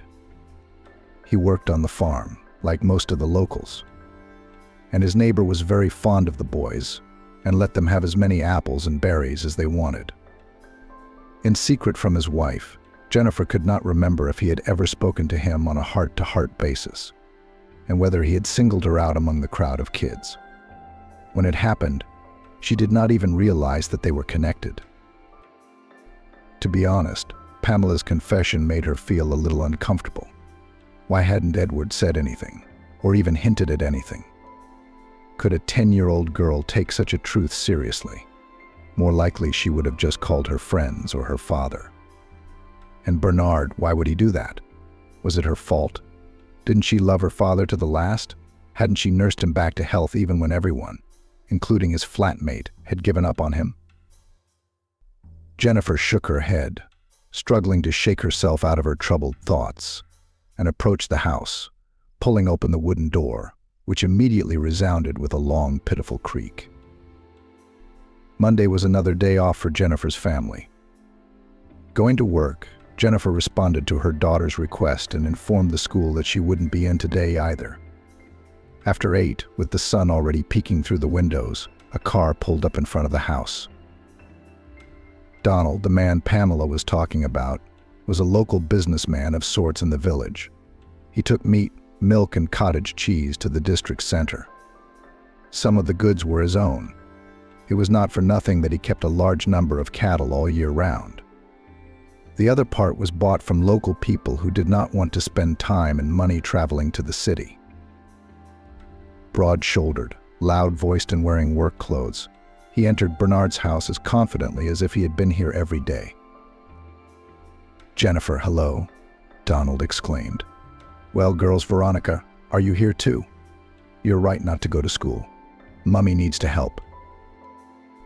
Veronica resented and hid behind her things, while Jennifer, after saying hello to everyone, took charge, though it was hard for her to do so. Donald carried all the boxes that were a little heavier than the grocery bag. And Pamela, who had volunteered to help, was told to watch every corner of the house to make sure that nothing of value had been forgotten. Half an hour later, all the things were put into the car, and Donald went aside to rest a little and talk to one of the buyers on the phone. "What about the geraniums?" Pamela exclaimed, waving her hand at the window. "It's so bright, it's nice. Can we keep it? It's a shame." "Yes, but where to put it? It's full of flowers." Jennifer sighed, looking at her once home. "Should we give it to someone?" "I don't think so. I'll go and get it, and there'll be room in the window. And I'll come with you." Veronica came along. "Come on, darling, is there anything else of great value?" Jennifer looked away from them and turned away. She didn't want to rub her soul and look at the place where she had spent all her childhood. Leaving this place was sorrowful. Besides, she knew that bad times awaited the house now. "And Irma?" Jennifer asked, surprised to see a red foreign car heading in their direction. It wasn't a local car, which meant that someone was visiting relatives. The others in the village rarely looked in, keeping their eyes on the foreign car. Jennifer didn't even notice when the car swerved and came to a stop right next to Donald's car. What happened next seemed like the fragments of a bad dream, because a few seconds later, a painfully familiar figure with a dark mop of hair emerged from the car. Irma. "Hi, sis," she said, slamming the car door shut and stretching. "I'm tired of driving. The road's a nightmare. You're not at work, are you? I stopped by the school and they said Jennifer was taking the day off." Irma glanced at the car full of boxes and knots and then added, "What's that? Are you going somewhere? Or have you decided to redecorate?" Clearing the house for sale, Jennifer said dryly, hardly able to cope with her excitement. "I thought I'd leave the keys at our place by the porch, but since you're here, you can lock up." Holding out the bunch of keys to her sister, Jennifer looked into her eyes, but there was neither surprise nor regret in her eyes. "Thank you, of course," Irma murmured, looking at the key ring. "But what's the rush? Have you forgotten our last conversation?" Why are you hanging on to words? Yes, I wasn't in the mood, and I said a lot of things. But that's no different. I came here for a reason. You don't pick up the phone, or even hang up. You should, 'cause I can't sell this house right now. Taxes, you know. And there's no buyer yet. So I won't kick anyone out. You can live here. For a fee, of course. Jennifer rounded her eyes. I don't know what to think. How much do I owe you? Irma laughed at first, as if she hadn't expected such a question. Then she said out loud the amount of money that would cost Jennifer half her salary. It's certainly cheaper than renting a house like this in the district center, Irma added. Irma thought, looking away. Thank you, Jennifer hissed. But I've already found a place to live. Pamela's, I suppose. Irma laughed. She's the one who let you in now, and tomorrow she'll kick you out. So you know, how can you keep anything secret around here? Jennifer sighed. Well, you're right to know. We're moving in with Pamela. You're in your repertoire, Irma snorted. Why would she want you in her old age? Maybe because Pamela and I aren't strangers. Jennifer said slowly, keeping her eyes on her sister. Irma shuddered and, unable to control her emotions, looked at Jennifer fearfully. Her gaze, always smug and haughty, was filled with a fear Jennifer had never seen before. At that moment, the cheerful voices of Veronica and Pamela could be heard over the hedge as they appeared to be putting something out on the porch. So you know everything? Jennifer asked regretfully. As she studied her older sister's pale face, she realized with horror that not only her father, but her sister as well, had been deceiving her all this time. What are you talking about? Irma interrupted. Jennifer kept her eyes on Irma. Tell the truth as it is. If I knew. So what? How? Bernard told you? Irma rolled her eyes defiantly. She was silent for a few seconds, and then, with ill-concealed resentment, she blurted out. How could they have told me if I hadn't found out? You were always the favorite, and I was just a dishwasher and an errand girl. You should have seen Bernard's face when he read that letter. And everything was supposed to be different afterwards. If it wasn't for his stubbornness. I don't understand. Jennifer frowned. I found that letter, I did. Irma exclaimed. All my childhood I thought Madeline and Bernard were not my birth parents. That could explain a lot when you were praised or just ignored. I was bombarded with a barrage of complaints on and off. Even though in the reflection of the mirror I found, to my disappointment, a clear resemblance to my mother. I still wanted to believe that somewhere out there was another real mum who would truly love, so I started looking for evidence. I asked neighbors, looked at old pictures and photo albums. I looked for documents to confirm my suspicions. And I found something else, the very letter from a neighbor that my mother had hidden in a secret place where no one would think to look. I read it over a dozen times before I checked everything. And then I slipped the envelope to my father so he could find out what kind of wife and youngest daughter he had inherited. But why? What were you trying to achieve? Jennifer asked. For my parents to get divorced so we'd be without Dad. Irma smiled with just her lips. You would have stayed. I thought when he found out the truth, he'd divorce Madeline, and we'd live together. If it hadn't been for that affair, I'd have been the only daughter I loved. When you came along, it was as if they'd both forgotten I existed. Mother was never a gentle person, but even when the truth came out, he still loved you. That's what made it all go wrong. Bernard told me to keep quiet if I wanted to live in his house and inherit part of the wreck. He and Madeline had a row and ignored each other for days until I left. Is that why you ran away? Jennifer whispered, looking at her sister. For some reason, Jennifer felt sorry for Irma, who, even after many years, couldn't remember her childhood without excessive emotion. Her eyes filled with tears, and her fists clenched tightly with resentment at her parents and at her, Jennifer. It was a blessing to have a place to go, Irma blurted out. And my husband-to-be was the closest thing I had to family. I never wanted to speak to Bernard or Madeline again. My father got my number and started calling, but I kept hanging up. And then he sent me a letter, which told me that in the future I would be the owner of the house. Even my mother did not have a square meter, except for a propiska and a couple of knots with things she had nothing.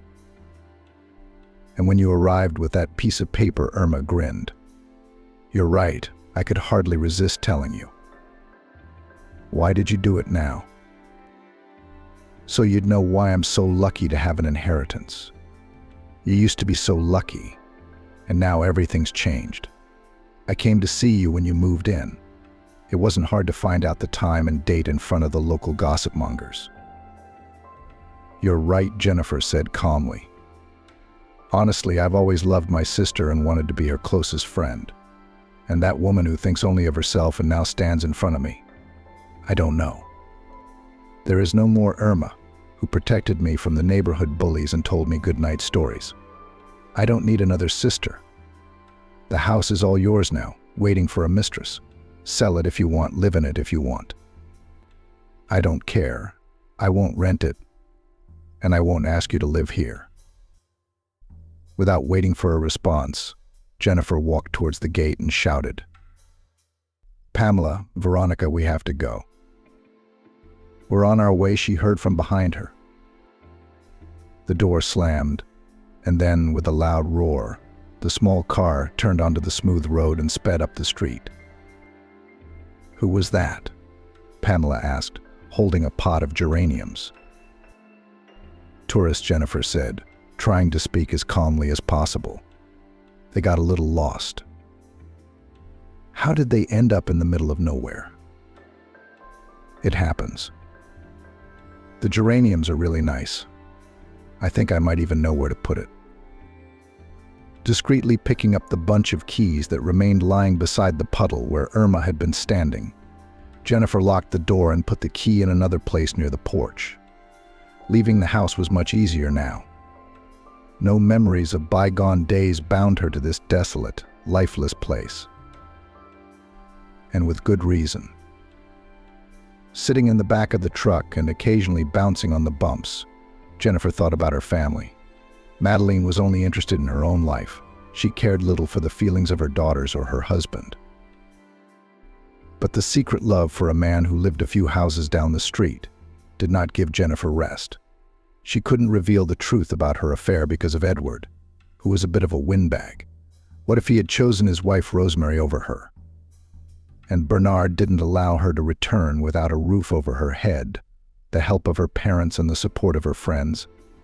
Madeline wouldn't have been able to cope. And Bernard. Of course he loved both daughters and, despite Irma's claims, he adored her no less than Jennifer. Except that she was older, and therefore Irma was always more in demand. Perhaps the decision to leave her the house had been made hastily. But in the time Bernard had spent with Jennifer, when he was already ill, he had not changed his will. So there must have been a reason. What it was, Jennifer didn't know. But it was pointless to be angry with a man who was no longer there. He would always be a father to her, unlike Edward. And could Edward, who pretended to be just neighbors, be a real dad? There was something else that was bothering Jennifer. What did she want to find out from Pamela? But a little later. After unpacking the boxes and getting a little more comfortable in the small room the landlady had given them, Jennifer set off for the shop. Pamela and Veronica soon found a common language and sat down to play cards. There was no hurry to get anywhere. Walking down the winding street leading into the center of town, Jennifer looked around with interest and clutched her present for Mrs. Monica. To the right and left lined the wooden houses with colorful curtains on the windows. The midday sun was shining brightly in the back, and there wasn't a single cloud in the sky. The day promised to be quite warm, and it felt good. Mrs. Monica, sitting behind the counter, was reading another love novel with rapt attention. When she saw the customer with a pot of geraniums, she immediately smiled. "Jennifer, have you moved in? What a beautiful flower you have," she exclaimed. "Good afternoon." You already know, Jennifer smiled, placing the flower next to the cash register. "It's a gift for you," Jennifer exclaimed. "Oh, thank you so much. I'll take it home. I've wanted a red geranium for a long time," Mrs. Monica said. "And the whole village has been buzzing about your move since last night. I wonder who told them." "I don't know," she continued. "I'll let you in on the secret," Jennifer smiled. "There's no such thing as gossip these days. There was talk of seeing Irma today, and with you. But that's certainly not true. Why would she be here?" Jennifer nodded demurely. "I'll have a fresh cake, a packet of black tea, and some fruit," she said. "That'll be me," quick Mrs. Monica said, and, placing the pot of geraniums in the most prominent position, began to pick up the bag of goods. After paying for her purchase, Jennifer slipped away from the chatty saleswoman. When she returned to Pamela's house, she was surprised to find her and Veronica looking at books. More than a dozen volumes with colorful covers were lying on a small table in front of the sofa, and Veronica was chatting animatedly with the lady of the house. "Jennifer, did you know that Veronica is interested in medicine? Yeah, we have a couple of books she likes, and she's better at biology and chemistry than literature," said Pamela. "Actually, I want to be a doctor," Veronica blurted out. "If you have a dream, you should pursue it," said Pamela. "Jennifer, how would you like me to study with her? You need to know more than the school curriculum to get into medicine." "Yes, of course," Jennifer nodded. "But if we don't get in on the budget, let's not panic." "It'll come through, you'll see," Pamela said. "Okay," Jennifer sighed. "I wanted to go to medical school after school, but I couldn't afford to go to the district center. And my parents wouldn't let me go." Pamela looked at her in surprise and smiled enigmatically. Then, noticing the bag of sweets, she asked, "Set the table, my dears. Donald will be here soon. Shall we have tea?" It had been 3 months since Jennifer and Veronica had left home. Spring had reluctantly given way to the sunny and long-awaited summer months. Everything around them was transformed, and the gray, seemingly lifeless village took on a new color, immersed in other concerns. The children had been out in the morning and scattered around the village in small groups. Veronica, on the other hand, spent almost all her days at home reading books. "I wish she'd gone for a walk with the girls," sighed Pamela. "The holidays will fly by, and you don't get any rest. You don't even see the sun." "I had the opportunity this morning," Veronica mumbled, opening her notebook of exam questions. "I'll manage. And after lunch I'll go and weed the onions."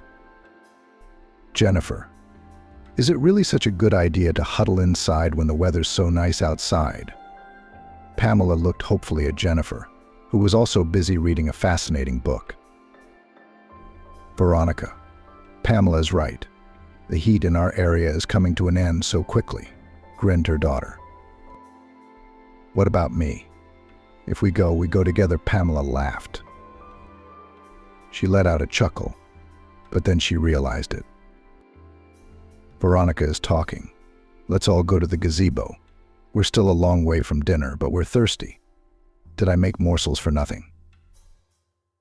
Having sent everyone out of the house, Pamela rushed to the gazebo, a bench with a small table and an improvised awning made of improvised materials. There were already glasses, a decanter, and a plate covered with a towel on the checkered tablecloth. "So this is a conspiracy?" Jennifer wondered. "Let's sit on the bench. How else would I lure you out of the house? You've done your job. High five for the books.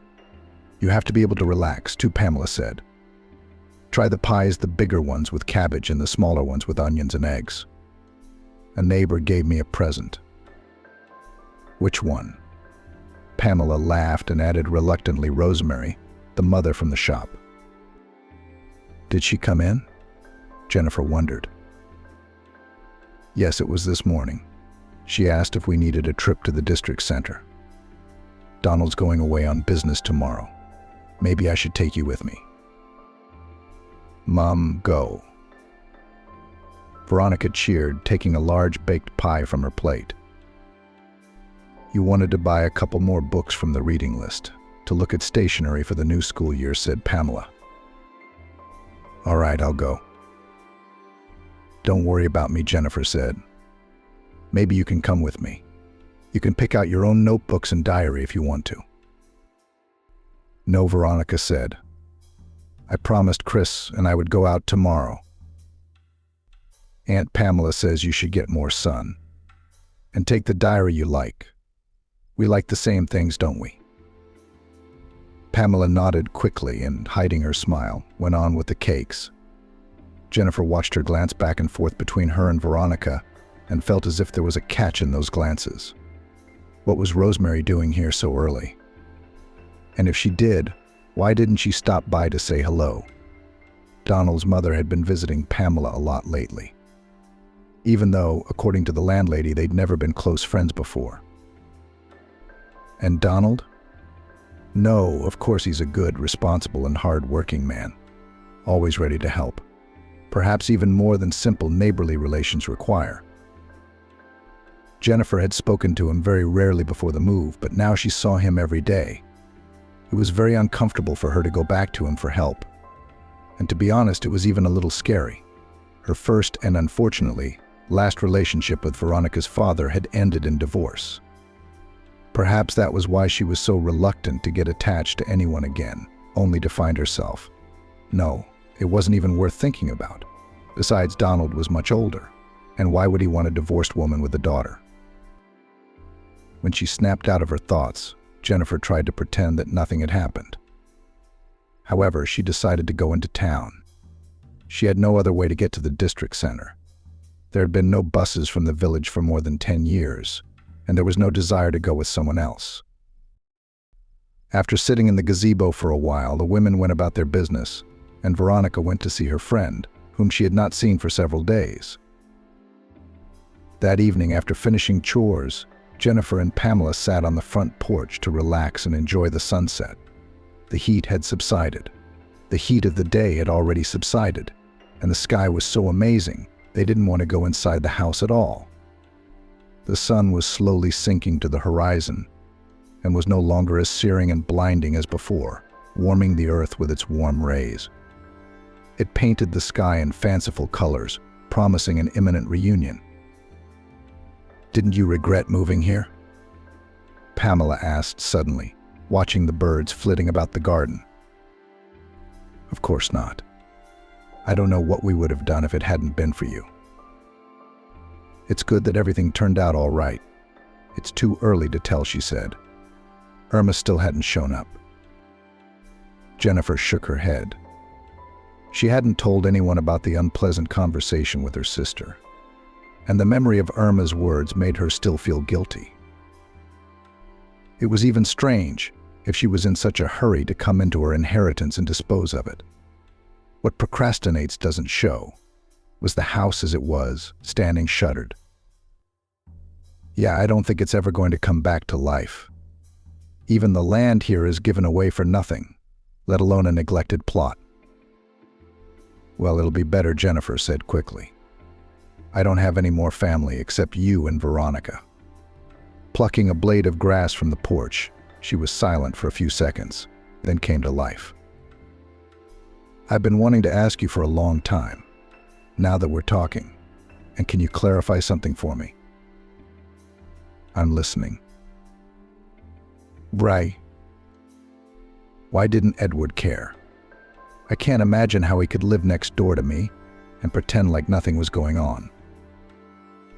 "If only it were that simple, darling. Edward really did care a lot. There was nothing he could do. He had fallen out of love with Madeline, and he felt guilty in front of Rosemary. So he couldn't leave and tell everyone the truth. What would happen to Irma, Bernard? And I'm not even talking about Rosemary. She had nowhere else to go, and her health problems started to flare up under the stress. She never had a baby. Edward was hesitant to leave you his house for the same reason. Rosemary would have found out about the betrayal and been left with nothing, so he suffered. Maybe that's why he got sick. He was a kind man. He wanted everyone around him to be happy. He probably thought Bernard and Madeline would look after you, help you. If Bernard hadn't found the letter, maybe things would have turned out differently. I'm sorry it had to be this way, Jennifer murmured. I could see why Edward hadn't said anything. And Bernard?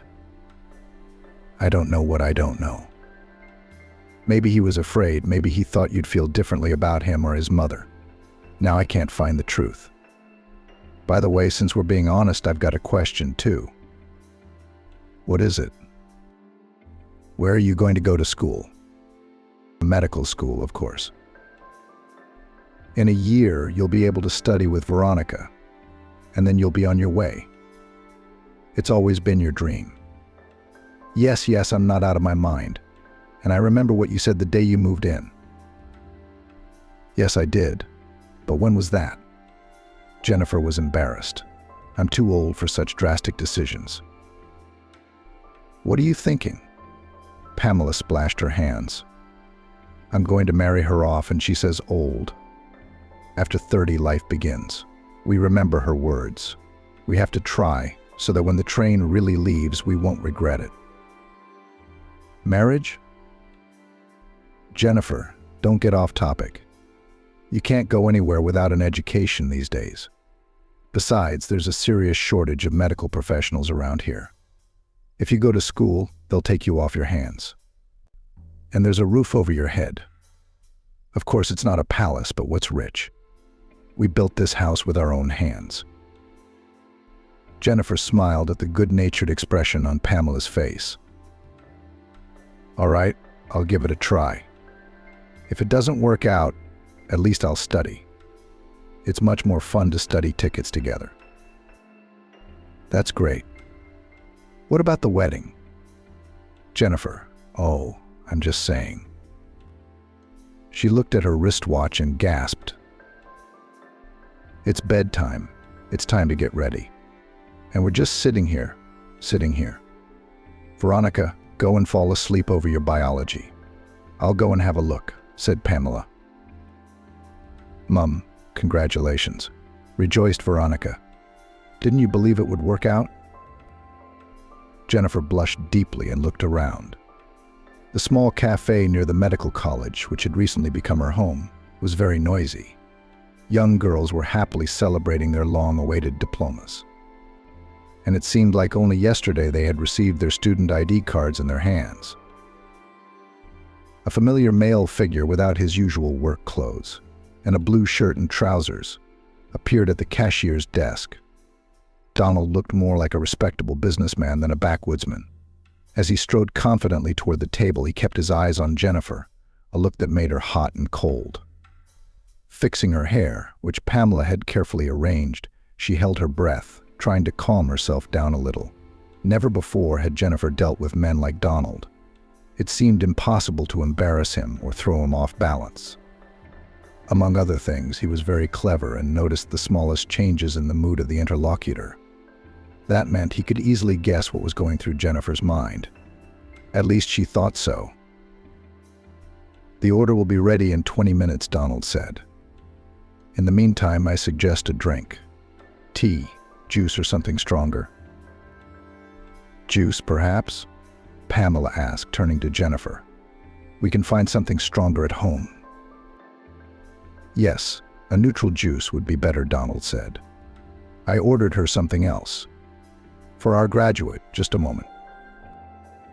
Jennifer wanted to ask what he meant, but Donald was already gone.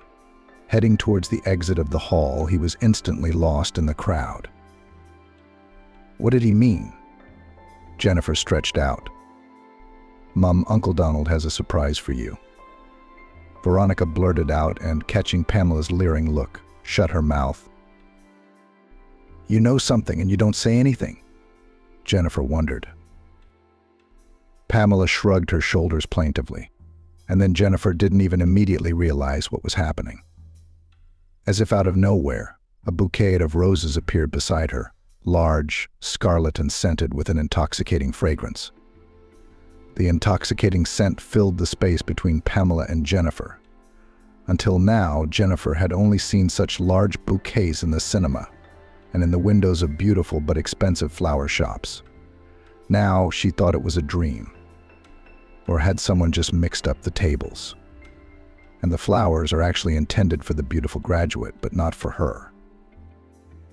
But the man standing next to her was not a young man, but a tall, broad-shouldered man whom Jennifer would never mistake for anyone else. "Is that for me?" she muttered, feeling a vague urge to pinch her arm. "Yes, insanely expensive and so beautiful, beautiful flowers for a beautiful woman," Donald nodded. "It all makes sense to me. I hope you like roses?" Yes, of course, she took the weighty bouquet in her hands and was about to say that she had never received roses or even daisies from a man until now. But she stopped herself just in time.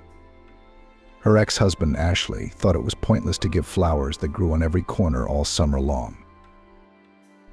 "You want a bouquet, go to the vegetable garden, dear, and yourself," he said when the next holiday came. However, Jennifer did have one bouquet that Ashley had personally presented to her, her wedding bouquet. But it had been so long ago, like a lifetime ago. "Thank you," Jennifer whispered. "They smell so nice. I'm glad you like them. I'll tell you a secret. There'll be another present waiting for you at home. So don't get too drunk," he laughed and went to the cash register to get juice. "Mum, they're gorgeous," Veronica admired, leaning over to the bouquet. "Yes, but they're insanely expensive.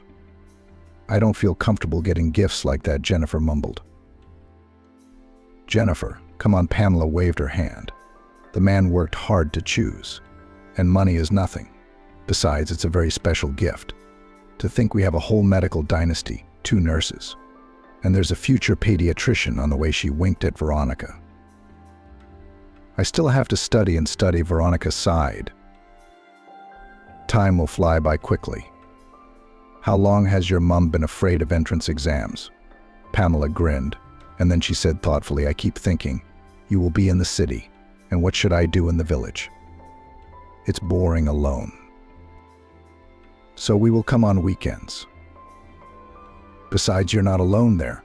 Nicholas is there night and day," Pamela said. Veronica blushed instantly at the mention of her boyfriend. But he didn't sleep over. If he did, nothing happened, she tried to justify herself. "Don't shout, it's a young thing. We were like that ourselves. The main thing is to study, don't forget. And then the sessions come quickly, so you won't be bored. Before you know it, time will fly by. And you already have a diploma." "Yeah, married. I'm gonna go help Uncle Donald." Veronica jumped out of her seat. "There's a lot of glasses. I can't carry them alone." Waiting until Veronica was out of sight, Jennifer said, "You've embarrassed her, or she wouldn't be thinking of marriage herself. She asked me if the name Veronica would sound good with the last name Clinton." "I think very much so," Pamela dismissed. "I'm not sorry, let them go out. Besides, Nicholas is a good young man, simple, also from the province. He achieves everything on his own and adores Veronica. The main thing is that they don't become parents before the time. I've been talking to her. You should have seen how she blushed. And you, too." "I blushed just as much when Donald came round. And for good reason, it made my heart race. Don't push him away. You can't find a man like him these days. He's kind, gallant, clever, and with hands of gold," she murmured, trying not to meet Pamela's gaze. "I'm not repulsive. It's just an expensive bouquet. Nothing is too small for a beautiful, kind woman. And if Ashley didn't realize that and left his wife and daughter behind, then he's worthless. I take it he never showed his face again. No, don't need to. Veronica doesn't remember him. But I told her the whole story. I'm done with family secrets. She says the real father is the one who raised her. So he's just a stranger to her. Jennifer shrugged and looked away thoughtfully, remembering her old life. I hope she gets a good daddy soon. If Mummy doesn't freak out about getting married, Pamela said, and looked at Jennifer pointedly. There was a mischievous sparkle in the older woman's eyes, and her lips stretched into a smile. Won't she be frightened? Jennifer said slowly. I'll go and help.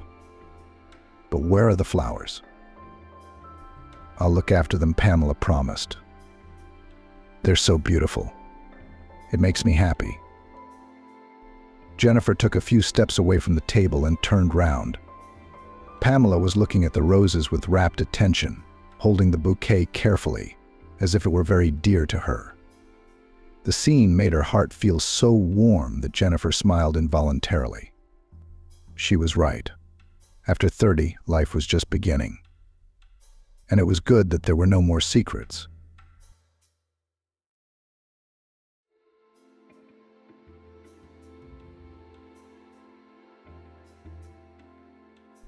Vanessa froze, looking at Michael and his mistress.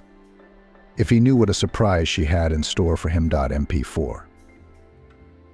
Vanessa came on a business trip to another city on company business for a fortnight.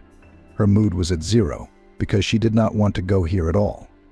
But orders from the bosses, as they say, are not negotiable. So Vanessa was irritated, and any little thing could make her mad. She got out of the train carriage and looked around. God, what a shithole is this, the girl muttered. No markings, no signposts. Where do they have an exit into town here? You're absolutely right, came from beside Vanessa. Out of surprise, the girl flinched. Turning around, she saw a young man standing next to her. I'm sorry, what did you say? Vanessa asked. I'm saying that this city is far from the standards of world tourism. Looking at the girl, the stranger smiled. No greeters who are happy to see you, no signpost to show you the way. Are you a visitor too? Vanessa inquired. Yes, I'm a commuter. Just now we were traveling with you on the same train, the man replied, continuing to smile. I'm here on business for the firm, and I'm also here on business for the firm. Sad, she sighed. It turns out that you and I are unfortunate friends. Does it turn out that way? Shrugging, the stranger said. My name is Michael, by the way. Vanessa, the girl, smiled and shook the outstretched hand. So let's go find a way out into the city. Let's go. Michael easily picked up his traveling bag, which lay near his feet. The man then reached out to grab Vanessa's suitcase. Let me help you. Gladly, the young people set off in search of a way out into the city. As they exited the station building, Michael looked at his companion. Vanessa, where are you going? He inquired. I want to get settled at the Dawn Hotel for starters, and then I'll be traveling on company business. It is not otherwise than fate itself has decided to bring our lives together, said the man enthusiastically. What do you mean? The girl was taken aback. I, too, am staying at the same hotel, and I'm on my way to the same place right now. Oh, that's wonderful, Vanessa rejoiced. There will be someone to spend the evenings with. That's a great idea, Michael supported the girl. He caught a taxi and they drove to the hotel. Once inside the hotel building, the couple went to their rooms, agreeing to meet in the lobby in the evening. Vanessa had been on pins and needles all day. She was nervous about her upcoming meeting with Michael. She liked this man, and she wanted to continue communication with him after the business trip. It so happened that Vanessa 6 months ago broke up with her young man, with whom she had been dating for more than 5 years. The girl painfully experienced the breakup, so she tried to avoid communicating with men. and Michael managed to charm her, to bring her back to life, so to speak. In the evening, when Vanessa went out into the lobby, Michael was already waiting for her. He handed the girl a bouquet of red roses. "Beautiful flowers for a beautiful girl," he smiled. "Thank you," Vanessa replied. She was pleased by Michael's words. "Shall we go?" The couple walked through the spring night city, which no longer seemed unfriendly to Vanessa. On the contrary, she thought it was made for romance. Lilac bushes were blooming all around, which made the air smell of love and magic. Looking at her companion, the girl realized that she had fallen in love. Michael completely met her requirements for men. Returning to the hotel, Vanessa realized that she did not want to part with him. "It's a shame our walk is over," Michael said sadly. "Me too." "Michael, do you believe in fate?" the man asked suddenly. "I don't." "I do, as of today," Michael said eagerly. He looked into his companion's eyes. "You and I lived in the same town and didn't even know each other existed until we came to this town. And now I realize that it was fate itself that brought us together. Do you agree?" "Yes," replied a happy Vanessa. "Now we just have to be together." Michael didn't have time to finish because Vanessa kissed him passionately. They spent the night together. Waking up the next morning, Vanessa pulled herself up. She had never felt such a sense of happiness before. The man she loved was sleeping next to her. Suddenly, the girl frowned. Vanessa was afraid of the feeling she had for this man. What if she was in a hurry? What if his wife and children were waiting for him at home? The girl realized that she didn't know anything about him. Having thought of nothing better, Vanessa quickly dressed, gathered her things, and left Michael's room. Walking into her room, the first thing the girl did was open the window to her room, letting in the scent of lilacs. Taking a deep breath, Vanessa smiled. The scent of lilacs always filled her with romance. The girl went into the shower, standing under the hot jets of water. She thought back to last night. Vanessa had twofold feelings. Undoubtedly, she was happy, and at the same time she felt guilty that she had trusted him without knowing him. She was ashamed of her behavior. Although, on the other hand, her mother, Mrs. Catherine, had always told her daughters that it was better to take a risk once and be happy all your life than to sit around regretting the missed opportunity. And Vanessa and her younger sister Jessica remembered this admonition for life. But what if this moment had come and Vanessa had done the right thing? Michael had said that fate had brought them together. Vanessa stepped out of the shower. She put her thoughts and feelings in order and calmed down a little. Looking at the clock, the girl began to get ready for work. Today in the firm, where she came on a business trip, there would be an important seminar on further strategy and development of the company. She was distracted from packing by a knock on the door. Deciding that it was bringing breakfast to the room, the girl opened the door. "Hello, come in." Vanessa was silent for half a word. An angry Michael stood in front of her. "Vanessa, what's wrong?" the man asked, stepping into the room. "Nothing." "How nothing?" Michael continued angrily. "We had such a great night together last night, and then you ran out on me this morning. I have to get ready for a seminar." So I left. Vanessa tried to put as indifferent a tone to her voice as possible. "Sweetheart, you have to move in with me." The man walked over to the girl and hugged her. "I woke up this morning thinking you were near me, and it turns out you've left me. You can't imagine the horror I've been through."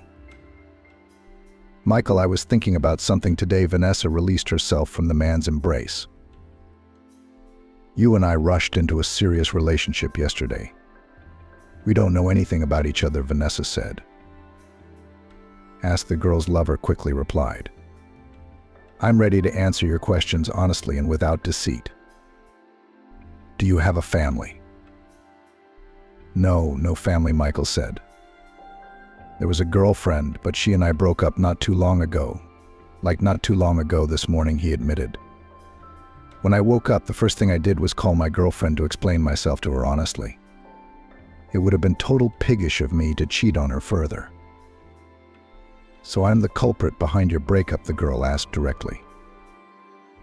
Let's just say you were the final straw in my decision, Michael sighed. I've been coming to this for a long time. I didn't mean to. Vanessa, my girl, it's absolutely not your fault, the man hugged the girl. On the contrary, I am grateful to fate for bringing you into my life. You realize that in such a short time, Vanessa smiled. Sometimes just a moment is enough to realize that the man kissed Vanessa. The girl felt dizzy from Michael's hot kiss. At that moment, Vanessa's phone rang. Looking at the caller's name, the girl frowned. Mum, hi, Vanessa said anxiously. Is something wrong? I just wanted to see how you were doing, Mrs. Catherine said in a fallen tone. I'm doing fine, cautiously replied the girl. And you? And US, repeated the woman. When are you coming back? Mother, I'll be here in a fortnight. You know I forgot, Mrs. Catherine shrugged her shoulders. Jessica was dumped by her young man. Dumped how? Said their relationship had exhausted itself and they would now go their separate ways. Why is Sister Jessica crying? Can't get over it. Because she had plans for him, Vanessa grinned. Like what? Like what? Mrs. Catherine became indignant. Jessica was going to marry him and he knew about it. That's always you, she raged. Your sister feels bad and you. I'm just being realistic about things, the girl objected. My sister is always rushing into decisions, Vanessa said, and you support her in that. Daughter, she just wanted to be happy. Mum, tell your sister that things will work out, the girl replied. I know what I'm saying myself. Got over it 6 months ago. When will you be free? Call Jessica. Talk to her. Okay, Mum, she promised. That's it. I kiss you. Bye. Switching off the phone, Vanessa turned to Michael. She decided that since fate had given her such a gift in the form of Michael, she would not resist but accept it. Things happen in life. Maybe Michael is really her man, with whom she will live the rest of her life. 2 weeks flew by like a blink of an eye. Vanessa, packing her things, cried in her hotel room. Stupid move, she said.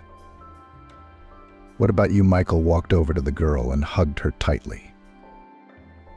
I don't want to break up, Vanessa whispered through her tears, snuggling up to her lover. Did I say anything about breaking up? The man was surprised. On the contrary, we're just getting started. Really, the girl asked hopefully. Yes, in the first place you have met my family. And in the second place, Vanessa asked with interest. And secondly, you're coming to visit me and we're getting ready for the wedding. So soon, stupefied the girl. Why procrastinate? Michael shrugged. We love each other. But you don't know me at all. The main thing is that we have feelings, and we'll get to know each other in the course of married life. Vanessa continued packing. She was happy and felt like the heroine of a love film where all relationships end with a happy ending. What else does one need to be happy? She loves and is loved, and the rest, as they say, will come. Vanessa was only worried about one thing: how her parents would look at it. Would they approve of such a quick relationship of the eldest daughter? Michael, as if sensing his beloved's worries, hugged her tightly. Don't be afraid, Vanessa. I'm with you. I'm with you, the man kissed the girl on the cheek. And together you and I can withstand all adversity. Vanessa looked at Michael gratefully. How good it was that he understood and accepted her with all her joys and problems. The following evening, Vanessa was home. She entered the flat and set her suitcase on the floor. "I'm home," she shouted. At her daughter's shout, Mrs. Catherine came out of the kitchen. "Daughter." Thank God, the woman hugged the girl. "How have I missed you?" "Oh, how you've lost weight." Mrs. Catherine splashed her hands, looking over Vanessa. "Mummy, I've missed you too." Vanessa kissed the woman on the cheek. "How are you two doing? How's your sister?" "Oh, don't ask." Mrs. Catherine's cheerful mood faded. "A fortnight to walk about as if we were dipped in water." The women proceeded to the kitchen, where the mother set about organizing the tea party. "Poor Jessica," sympathized the girl. "Haven't you made up with your boyfriend?" "No, I've talked to him on the phone so many times and he won't talk back." "What did they fight about?" "Did he find someone else?" said the woman sadly. "Now she sits in her room all day crying." "Mum, how many times have I told you Jessica needs to get a job?" Vanessa said judgmentally.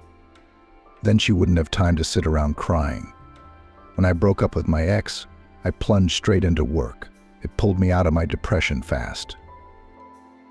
Vanessa stopped talking abruptly. She hadn't planned to speak before the time. She wanted to start by preparing her parents for her meeting with Michael.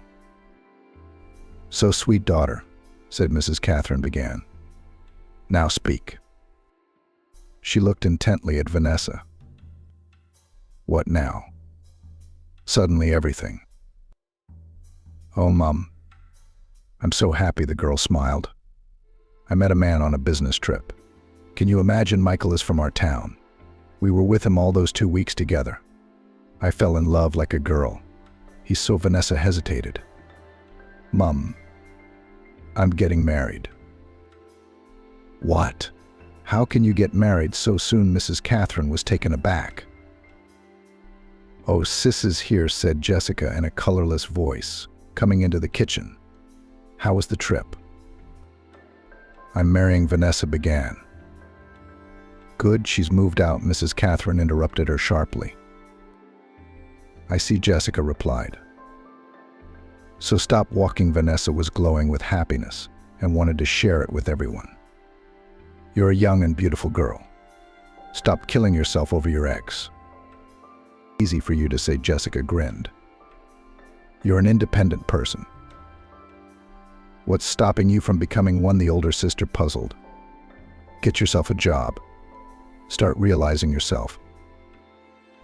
"And what, Vanessa, is your sister telling you that's sensible?" Mrs. Catherine supported her eldest daughter. "Where am I going to get a job now? Finish up, Jessica." "Will Vanessa help you?" said the woman in a firm tone. "I'll certainly help." The girl was taken aback. "But there you go." Mrs. Catherine was at a loss for words. "And life is slowly getting better." "Yes, Vanessa." Vanessa looked at her family. She suddenly realized that her mother had smoothly shifted the responsibility of getting Jessica a job onto her eldest daughter's shoulders. Only where Vanessa should find a job for Jessica, Mrs. Catherine didn't say. The girl sighed. Well, initiative is punishable. Vanessa did not know how to help her sister in finding a job, because Jessica herself did not take any action in this direction. "You see, honey, I realize it's my own fault," the girl complained to Michael when they saw each other in the evening. "If I don't help my sister find a job, then I'm to blame for her unrealized potential." "Vanessa," Michael said in a firm tone, "I realize you're the older sister, but you're not going to be wiping her tears away all the time." "You're right." Vanessa lowered her eyes. "But I promised I'd help... Only here's how." "Listen, what's your sister's profession?" the man asked, suddenly hesitating. "She's a manager. That is, an experienced computer user," he added. "It seems to me that I can help you. Our company is laying off a girl who worked as an assistant to the deputy director. To put it simply, we need a secretary. And if anything, I can put in a good word with the bosses." There was hope in the girl's eyes, but her previous relief, she didn't even doubt that Jessica would be hired for the position. "Really?" Michael laughed. He liked his girlfriend's childlike directness. He'll tell Vanessa about it. Have her come up to our HR department tomorrow for an interview. I love you, the girl kissed the man. How lucky was she to have Michael after all? The next morning, Vanessa had to take time off work as Jessica refused to go to the company where Michael works alone.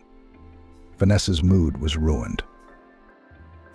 Sis, come with me, Jessica begged.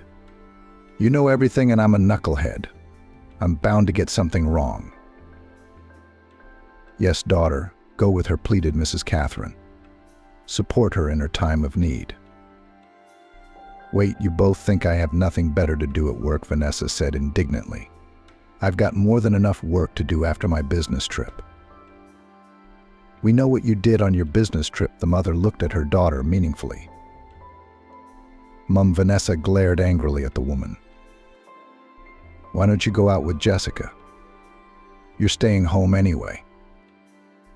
I'm at home working, by the way, not sitting around, Mrs. Catherine said in an admonishing tone. I have the hard job of keeping my family together. Mum, you can drop your pots and pans for a couple of hours, can't you? Vanessa said in a fallen tone. Nothing will happen to them. Okay, this conversation is over, the woman said in a tone that tolerated no objection. All the more reason to see where your fiancé works.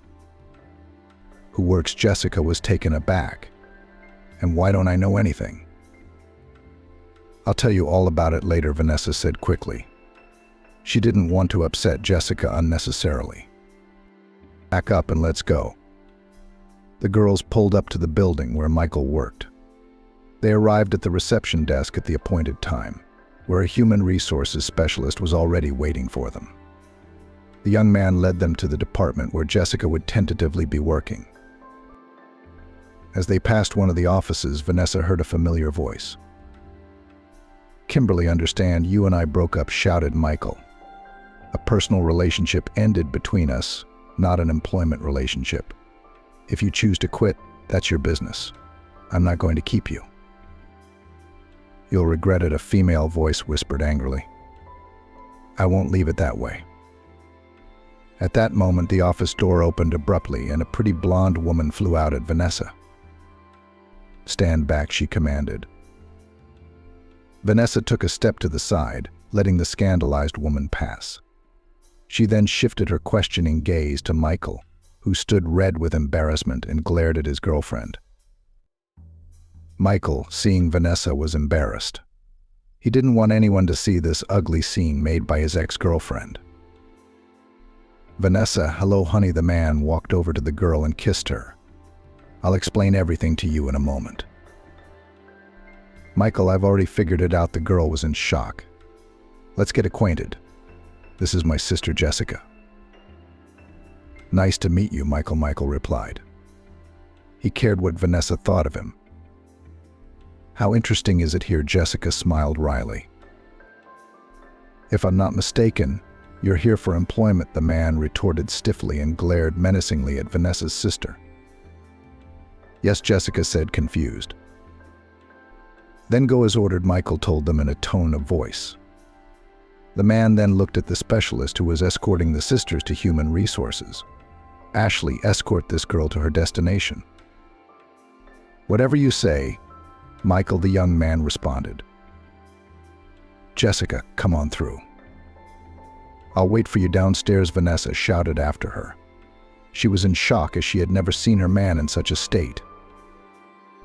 Vanessa, I suggest we go to the cafe and talk it over, the man put his arm around the girl's shoulders. Okay, Vanessa agreed.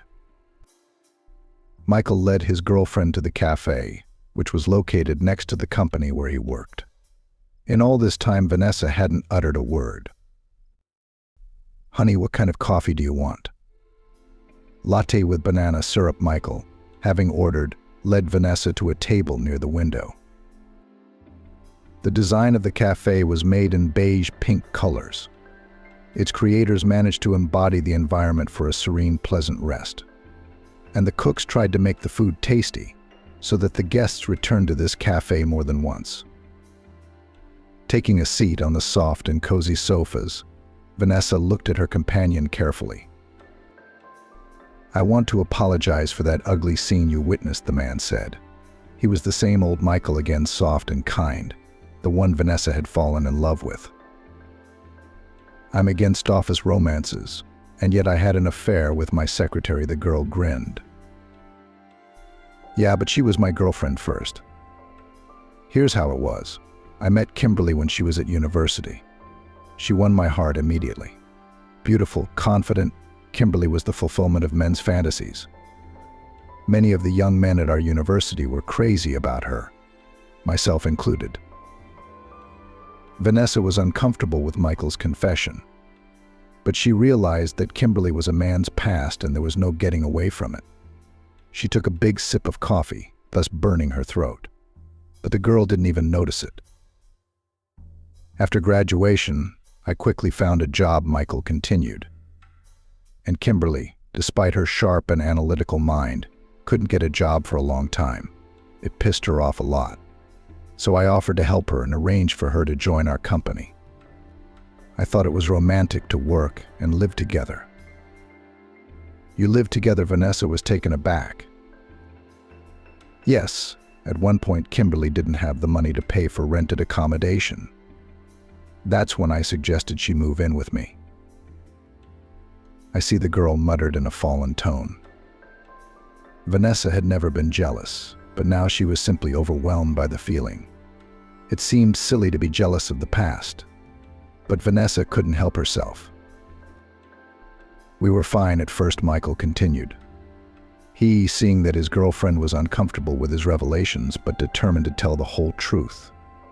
It was better to relive the unpleasant moments now than to revisit the subject every time. But gradually, Kimberly began to demand impossible things from me. For example, she wanted in ultimatum form a bonus equal to the cost of a new fur coat or a salary increase because she can't afford to fly to Europe to go shopping. Wow, the more Vanessa learned the details of the past relationship, the more shocked she became. If I didn't fulfill her every whim, Kimberly would have fits of uncontrollable anger. She could smash anything she could get her hands on. At times like that, it was best to stay away from her. I felt guilty towards Kimberly because I couldn't give her the life she wanted. Our relationship began to wane. Kimberly could afford to stay out all night without giving me a reason for her absences. At first, I tried to get the relationship back on track, but as it turned out, it was futile. Kimberly didn't need that either. Our sick relationship lasted exactly until I met you. When Kimberly found out about you, it was like she went crazy. She screamed, begged me to come back, blackmailed me into leaving you and going back to her. "And you?" Vanessa asked with bated breath. "And I love you," the man kissed the girl's hand. At that moment, Jessica walked into the cafe. She took a seat at the table next to Vanessa. "Yeah, sis, you hit the jackpot," Jessica grinned. Vanessa looked at her sister in surprise. "What do you mean?" "Vanessa, are you either a complete fool who doesn't even know her fiancé or a cunning schemer who is hiding the truth?" Jessica smiled evasively. "Michael, do you know what she's talking about?" Vanessa looked at the man questioningly. "Not really," Michael shrugged. "All the important aspects of my life, you know." "You're a joker," though Jessica said in a mysterious tone. "What on earth is going on?" Vanessa became indignant. "Do you know why I had no problem getting hired by the company your man works for?" Jessica asked and looked at her sister carefully. "Girl, that's none of your business," Michael retorted sharply. He was angry at Jessica for prying into his business. Vanessa was confused. She didn't understand the reason for the man's irritation, but the fact that Michael didn't want her to know the truth was obvious. If that was the case, then what was he hiding from her? "No, Michael, it concerns you now," Jessica continued caustically. Against the backdrop of recent events, namely being dumped by her fiancé, the girl was happy that her sister's man wasn't who he said he was, and most importantly, that he hides the truth from Vanessa. so he doesn't trust her. The thing is that your man is not just a specialist in this company, but it's heir, Jessica said. What do you mean heir? Vanessa was stunned. The company belongs to my grandfather, Michael admitted, but I don't consider the company my own. I'm just an employee like 1,000 others. And you mean you don't have any privileges? Jessica wondered. How is it that a direct heir has no privileges? No, on the contrary, I'm demanded more than the other employees, Michael said. I always have to prove that I am kept in the company because of my knowledge and skills, not because of a favor. I work 10 to 12 hours a day, just because I'm my grandfather's grandson. God, it's hard on you, Vanessa whispered. Okay, why did you hide your relationship with the director of the company first? Jessica asked. What's the point of bragging about something that doesn't belong to you? Michael answered the question with a question with a question. I agree with you, Vanessa smiled. You're an idiot, Vanessa. Jessica glared at him. Why? Michael and Vanessa asked at the same time. Just stupid. That's all. Jessica glanced defiantly at her watch. Okay, well, I have to go. I have so much to do. I won't keep you any longer. Jessica stood up and left the cafe with a quick step. Michael looked at Vanessa carefully. Honey, are you really not angry that I didn't tell you anything about Grandpa's company? I am. Vanessa smiled. You're absolutely right about it not being your company. It's so good to have met you. Michael felt a sense of relief. The last secret of his life was now known to his beloved. Why don't we go for a walk? Suggested the girl. That's a great idea, the man smiled. The couple left the cafe. They walked slowly along the streets, enjoying each other's company. Michael looked at Vanessa, and his heart rejoiced. At last he had met the one and only, with whom he would not be afraid to start a family. Michael could talk to Vanessa about any topic that he cared about. Suddenly, a young man approached Vanessa and embraced her in a masterly manner. Vanessa, darling. I've missed you so much, he said. Vanessa looked at the young man with the look of a hunted animal. Why had he come into her life again? What do you want from me? She asked, freeing herself from the clinging embrace of Anthony, her former young man. Oof, Vanessa, what a tone. The young man smiled cheekily. I came to you. And you, sweetheart. Who is this? Michael asked. He was unpleasant that some stranger was behaving unceremoniously with his favorite girl. Who are you to call Vanessa nice? Anthony took offense, especially in my presence. Stop it, Vanessa said indignantly. She had finally recovered from the shock of seeing her ex unexpectedly. Vanessa and Anthony had been together for 3 years. The girl loved him more than anything in the world and forgave him a lot. It so happened that the young man has always lived in his own pleasure. In his 28 years of labor experience, he is only 1.5 years. And why should he work hard when women support him? First his mom, then he got off her neck and moved on to Vanessa. The girl loved Anthony so much that she didn't give it a second thought. The young man persistently pretended to look for a job. After various interviews, he realized that all employers did not see him as a genius and offered him positions much lower than he deserved. Vanessa was supportive of her lover. She was hurt that he was not appreciated. Anthony indulged in idleness all day long, waiting for Vanessa from work. Therefore, he quickly found a way out for a pleasant pastime, began to go to clubs and bars, and accordingly pull money from Vanessa. After all, this is not a cheap pleasure. And that the girl did not suspect anything, Anthony quickly came up with a legend for her. Allegedly, he and his friend opened their own business, and for this they needed money. Vanessa, being in rose-colored glasses from love, provided her lover with money. Anthony was happy, because with Vanessa's money he could go to clubs and meet other girls. How long it would have lasted it is unknown, if at one fine moment in the club Anthony did not meet the daughter of a big businessman. The young man immediately realized that Vanessa is a ballast that needs to be dropped. Therefore he, without regret, said goodbye to the girl. After all, with the daughter of a businessman he has much more tempting prospects both in career growth and financially. For Vanessa it was a terrible blow. She was covered with depression. Then the girl decided to hit the work. Her labors quickly paid off. 3 months later she was promoted. Thanks to this she was sent on a business trip, where she met Michael. "Vanessa, why are you so glum?" Anthony smirked cheekily. "Aren't you happy to see me?" "No, you're a past that should stay in the past," the girl replied. Vanessa then looked at Michael, smiled at him and asked, "Shall we go?" "Vanessa, what are you doing?" Anthony was taken aback. "I want to come back to you." "And where is the love of your life, for whom you left me? Did she leave you?" the girl asked wryly. "Would you believe it?" began to justify the young man. "She turned out to be such a bitch. She was having fun on her father's money, and I have to pay for myself. And you, of course, it does not suit you." Vanessa continued to mock. "Have you changed?" Anthony was taken aback. "Although I like you better like this. You finally got some backbone in you." "Young man, in case you haven't noticed, Vanessa doesn't want to talk to you," Michael said stiffly.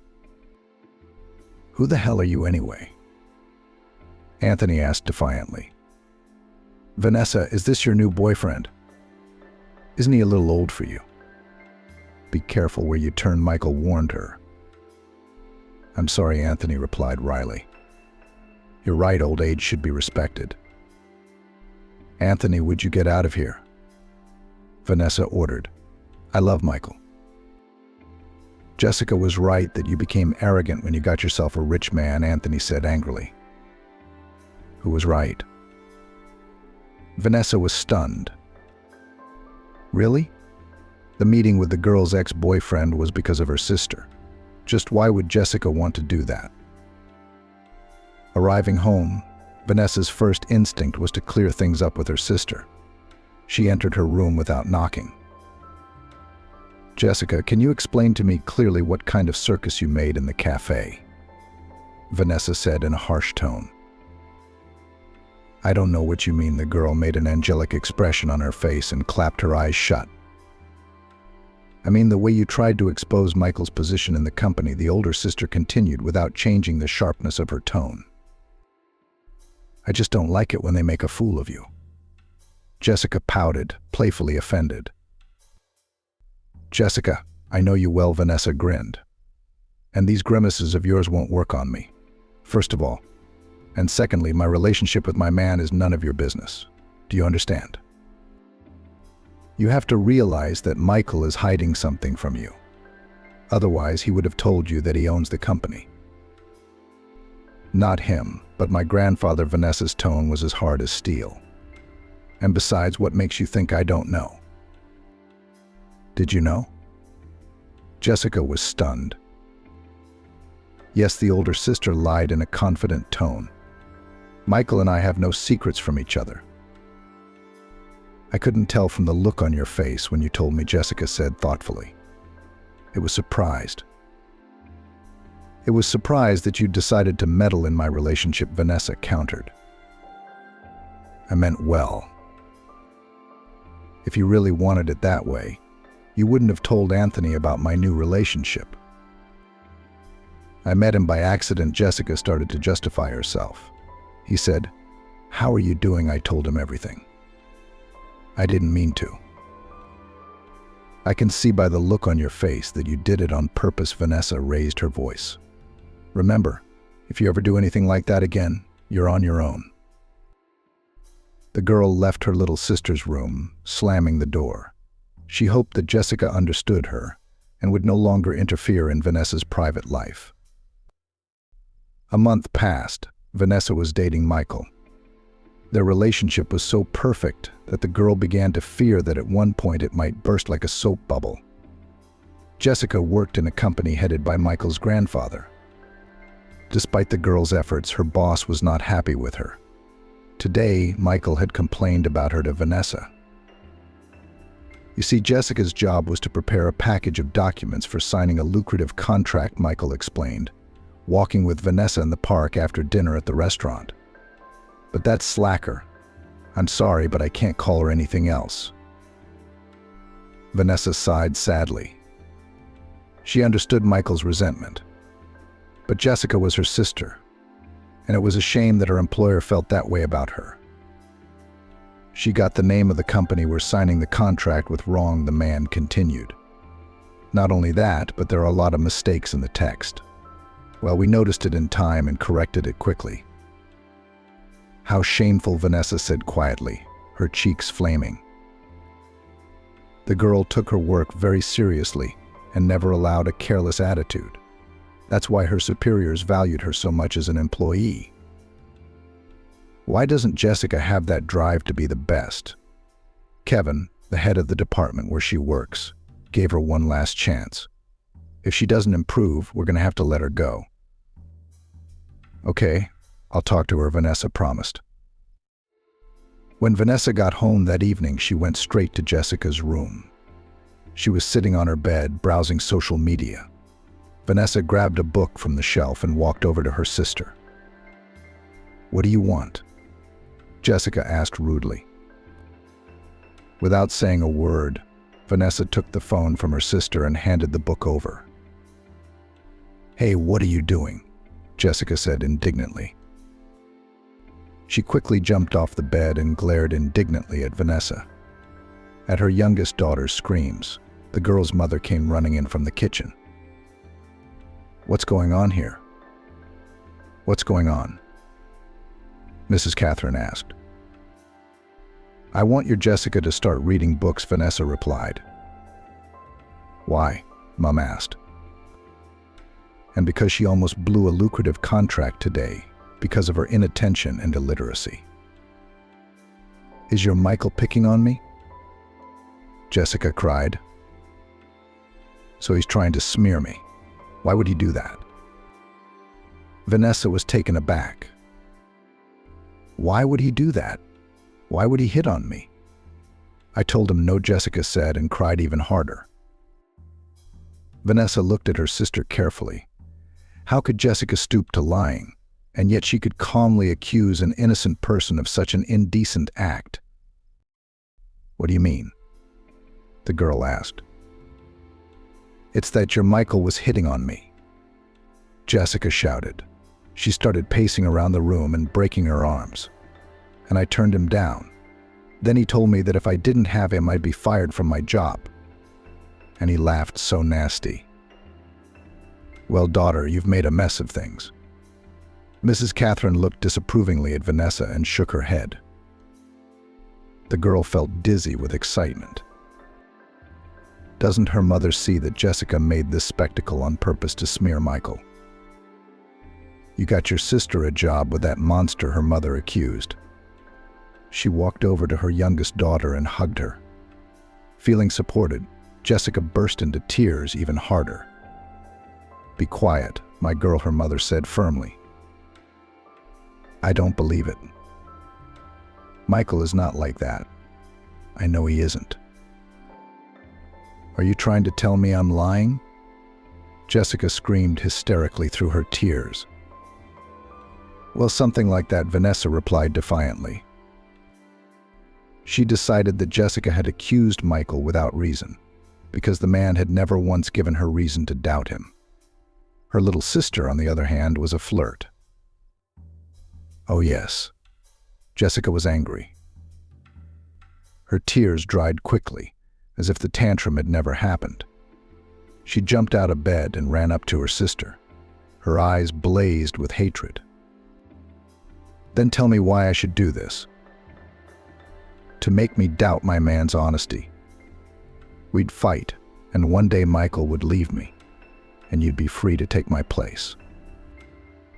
I don't want your Michael. Jessica poked him. Then why are you flaunting your charms in front of him? Vanessa grinned. Michael told me everything. How you tried to seduce him. Vanessa, what are you talking about? Mrs. Catherine reacted sharply, stunned, standing up and looking at her two daughters. The truth, Mummy. Vanessa sighed sadly. Jessica has been going to work for a month, and at the same time purposefully seducing my man. Did your Michael tell you that? Jessica laughed hysterically. He's a hedge. Well, you should know that he's lying to you. He might be lying, but the cameras. Vanessa stopped talking. She decided to go for the deception and catch her sister in a lie. Jessica would panic and give herself away. What cameras? Catherine was stunned. Did this guy film himself molesting my daughter? No, Mom. The company has cameras in all the offices and corridors for security reasons, which record not only video but also sound. I haven't seen any cameras, Jessica said hesitantly. That's because they're hidden. Vanessa continued to play her part. She realized that if she lost now, her relationship with Michael would be in trouble. His mother would brand him a womanizer and a pervert forever. There's some pretty cool videos of your little girl acting like a little girl of easy virtue. Jessica, is it true? The mother asked quietly. She didn't expect her daughter to behave like that. Yes, Jessica shouted defiantly. It's true. But why did you do it? Mrs. Catherine continued to inquire. The woman could not conceive how her Jessica could have done such a thing, trying to seduce her sister's man. Why? Jessica asked defiantly. I want to be a rich man's wife too. Why was Vanessa so lucky in life? What did she do to deserve it? I'm 100 times more beautiful than she is. I go back and forth in front of him. I smile. I make eyes at him. He doesn't pay any attention to me. Maybe it's because he loves me. Vanessa asked quietly. Have you ever thought about that? To hell with love, Jessica. You can't do that. The woman tried to calm her youngest daughter. You can have many suitors, and you only have one sister? Mom, what are you talking about? Jessica frowned. There are no sisters or brothers in this kind of business. It's every man for himself, and I'm going to do everything I can to make sure Michael is mine.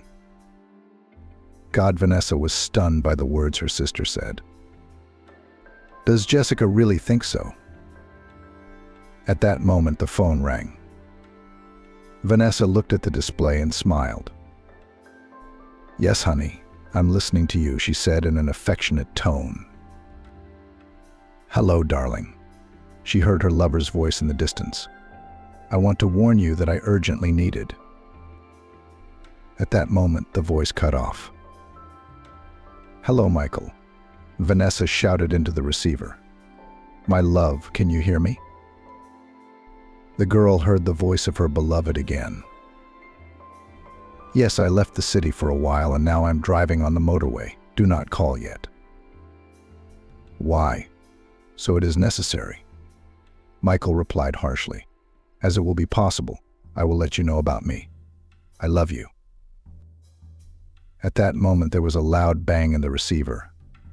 And then there was silence. The man's phone was switched off. Michael. Michael. Vanessa shouted loudly. But her answer was a ringing silence. She cried and dialed Michael's number relentlessly, but silence was the answer. Vanessa, what's wrong? Mrs. Catherine asked excitedly. It was the first time she had seen her eldest daughter in such hysterics. Usually emotionally reserved Vanessa never showed her feelings in public, trying to hide what she was experiencing. Michael is in trouble, the girl shouted. He said he had to leave on business. And then there was a bang, like his car had hit something. Maybe his phone fell in the car, Jessica suggested. She was startled by her sister's reaction. Then why wasn't he answering? Why is there silence on the phone?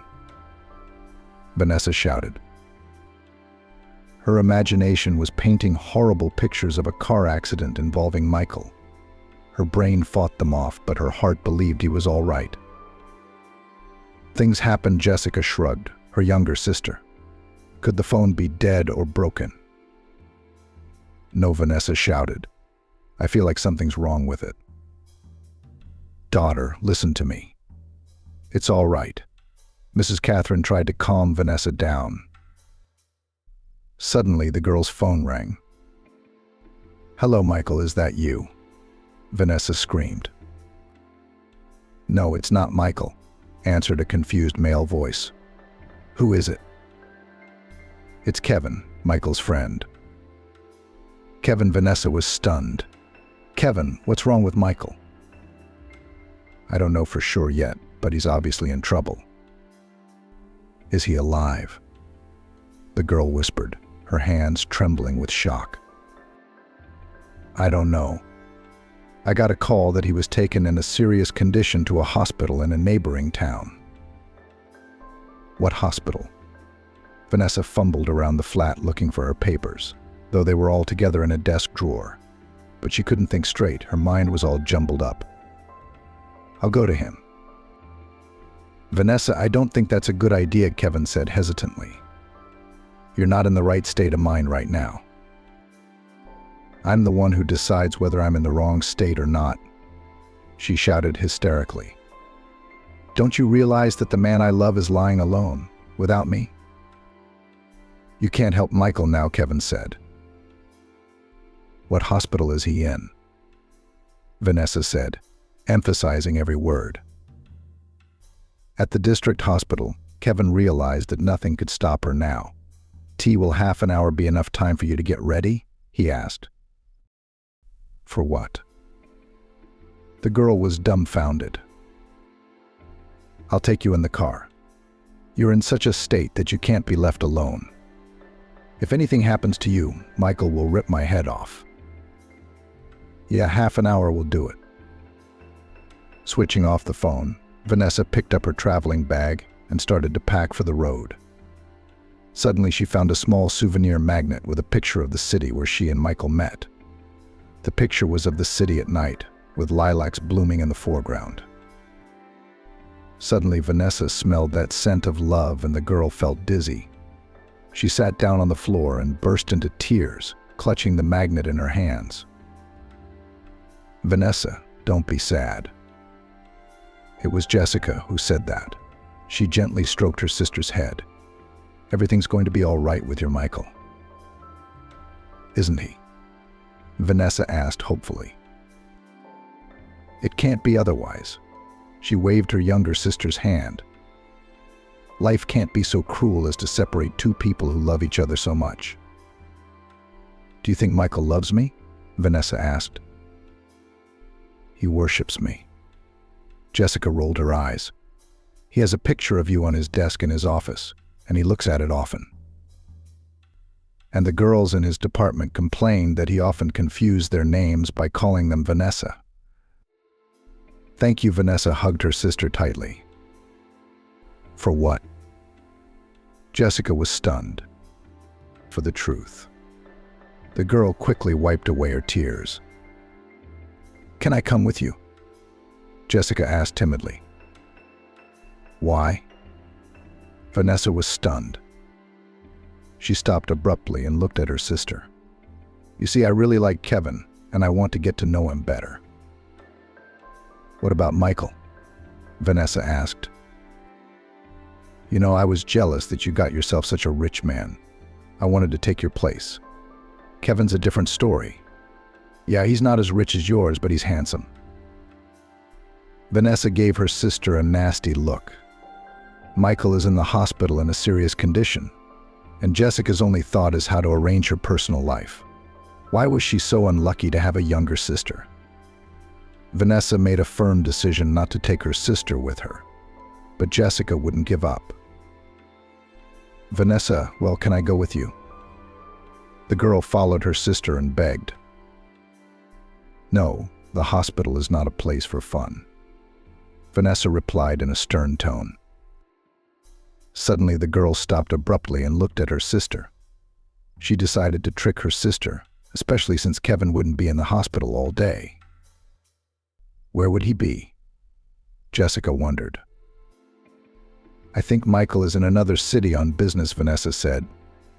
So Kevin will be taking care of his business while his friend is in the hospital. I'll help him, Jessica said enthusiastically. She quickly got up from the couch she was sitting on before and walked over to Vanessa. The girl took Vanessa's hands and spoke quickly. He will realize that I am responsible and can be trusted. And that. Vanessa turned away from her sister and continued packing. How? What Jessica continued eagerly. He's going to fall in love with me. Are you normal? The older sister was outraged. She looked at Jessica carefully. His mate is in the hospital in a serious condition, and he has no time for romance. Wait until things are back to normal, then you can act on it. Oh, that's how you talk. Jessica was indignant. You've got a rich man for yourself, and you won't let me. Your incorrigible Vanessa shook her head. She glanced at her watch. All right, I've got to go. Kevin's probably waiting for me. Jessica silently went to her room without even saying goodbye to her sister. She was deeply resentful of Vanessa, whom she considered a traitor. After all, she found her happiness, and Jessica in every possible way prevents. No other than jealous of her beauty. After all, Vanessa from childhood was, let's say, not very attractive. But nothing. Jessica will still show herself, and Vanessa will regret that at one time did not help her. Vanessa, seeing that her sister was offended, but she had neither strength nor desire to calm Jessica down. There were more important things to do right now than her sister's resentments and ambitions. Saying goodbye to her mother, the girl went to her lover in the hospital. Coming out of the entrance, Vanessa saw Kevin, who stood waiting for the girl near the car. Next to him stood a short-height, cute blonde girl. I'm sorry, I'm a little late, Vanessa said. That's okay, the man smiled. Better late than never. Vanessa, let's be on a first-name basis. Okay. Vanessa. Listen, Kevin scratched the back of his head. Do you mind if my fiancé comes with us? No, of course not, she said happily. She felt a little awkward in Kevin's company. He seemed to Vanessa to be an arrogant and knowledgeable man. Great. Michael's friend Kevin rejoiced. This is Nicole. Nice to meet you, the blonde smiled. Vanessa liked Kevin's fiancé, and the girl breathed a sigh of relief. Shall we go? Kevin asked. The girls nodded silently. Nicole was a very pleasant person to talk to. She worked at the local museum as a researcher. Nicole's voice had a slight hypnotic power. When she told a story, Vanessa wanted to listen attentively.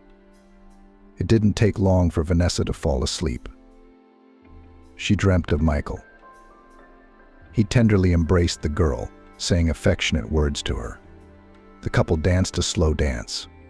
Michael was wearing a classic evening suit of ivory color, and Vanessa was wearing a long evening dress of peach color. Together, Vanessa and Michael looked harmonious. People stood around them and looked at the couple, admiring them. The man laughed mockingly. In this dream, Vanessa was infinitely happy. Suddenly, Michael's face was distorted by a grimace of pain. He screamed for Vanessa to do something to ease his suffering. The girl cried and screamed that there was nothing she could do to help her lover. Vanessa. The girl heard Nicole's affectionate voice through her sleep. Kevin's girlfriend quietly shook Vanessa's shoulder, trying to wake her up. Vanessa opened her eyes. She felt that her face was wet with tears. "What's wrong?" the girl asked. "Did you have a nightmare?" Nicole explained. "You were screaming that you couldn't help him." "I dreamt about Michael, and he was asking for help. He said he was in pain," Vanessa replied.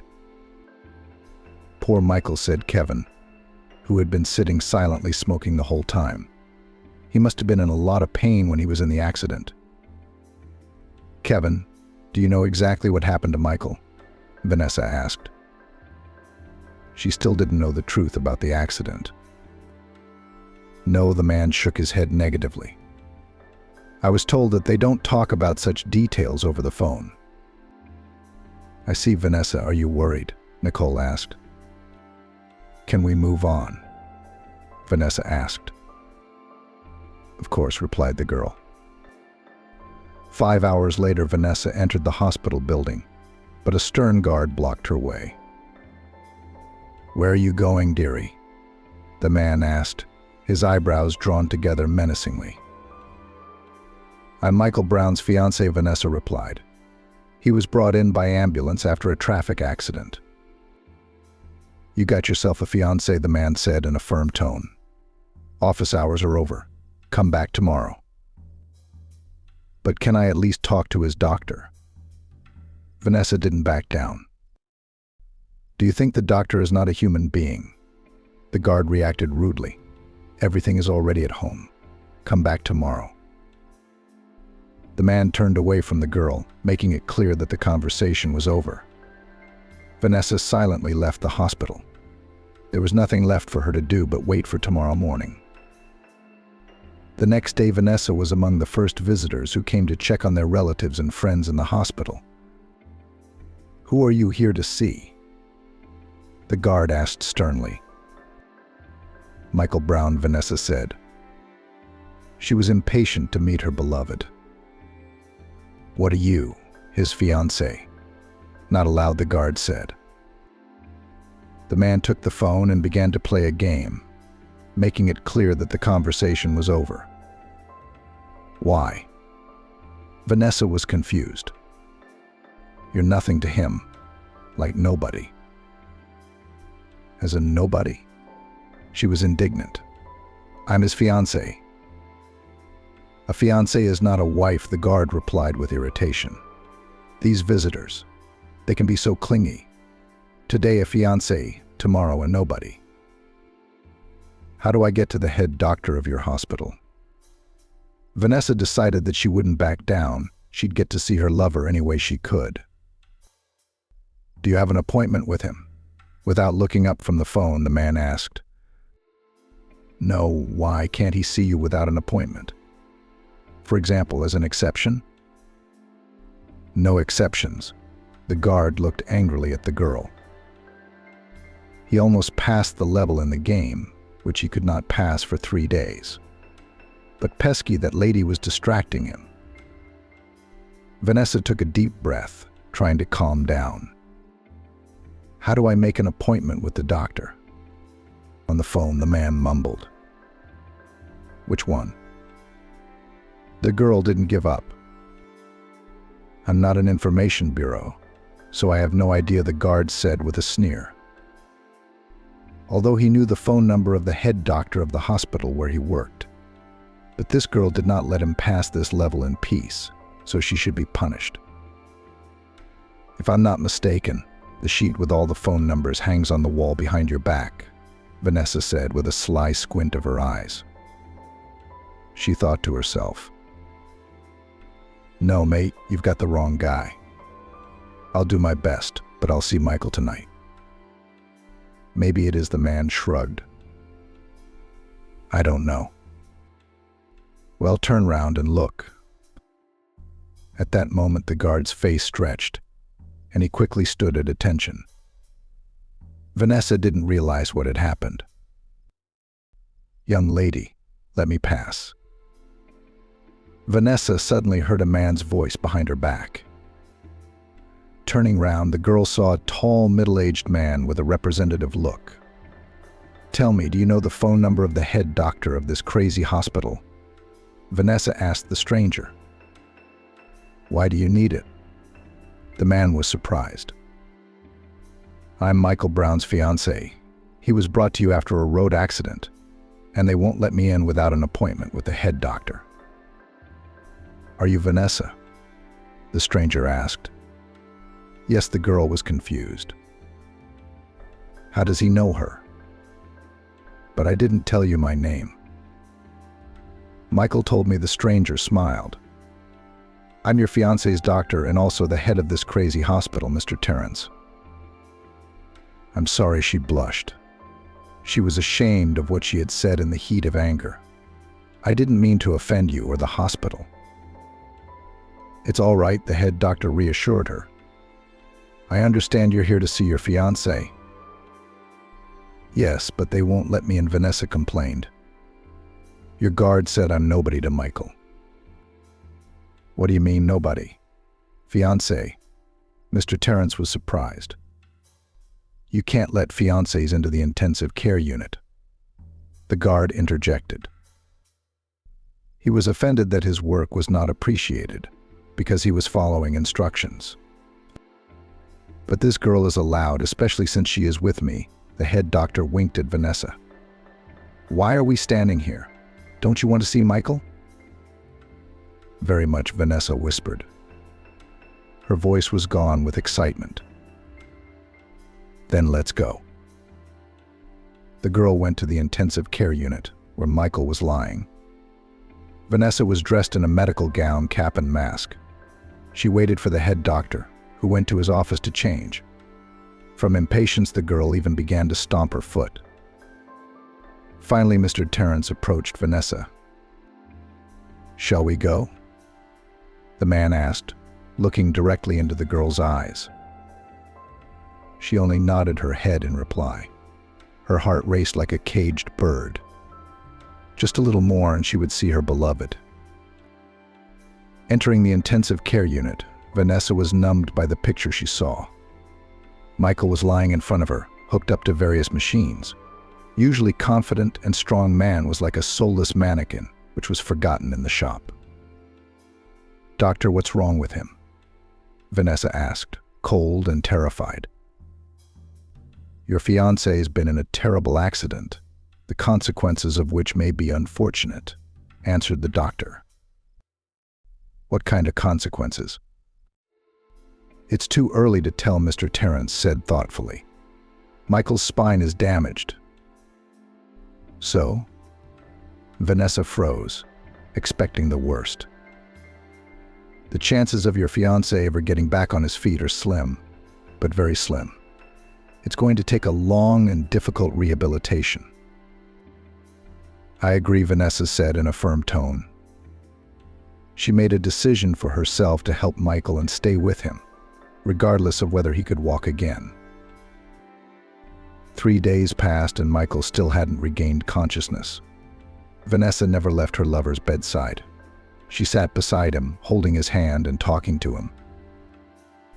Honey, you can't imagine how warm it is outside, Vanessa smiled. Summer is in full swing. You're going to get better soon. We'll walk with you and enjoy each other. Can you imagine our park, where squirrels are jumping on the branches? They're very beautiful now. Their coats are red. In the sunshine, they shimmer like gold. And then we'll go to Chicago, where we spent our first 2 happy weeks. Mr. Terrence stood behind Vanessa and watched her. How lucky Michael is to have a bride. She won't leave him in his hour of need, he thought. Vanessa, you need to rest. The man approached the girl. You haven't slept well for 3 days. You leave late at night. Come back early in the morning. At this rate, you'll be exhausted in no time. Don't worry. Vanessa smiled back. She was grateful for the doctor's understanding. It's all right. As soon as Michael recovers, then. In the meantime, I have to be there for him. Imagine he'll come round and I won't be there, Vanessa said.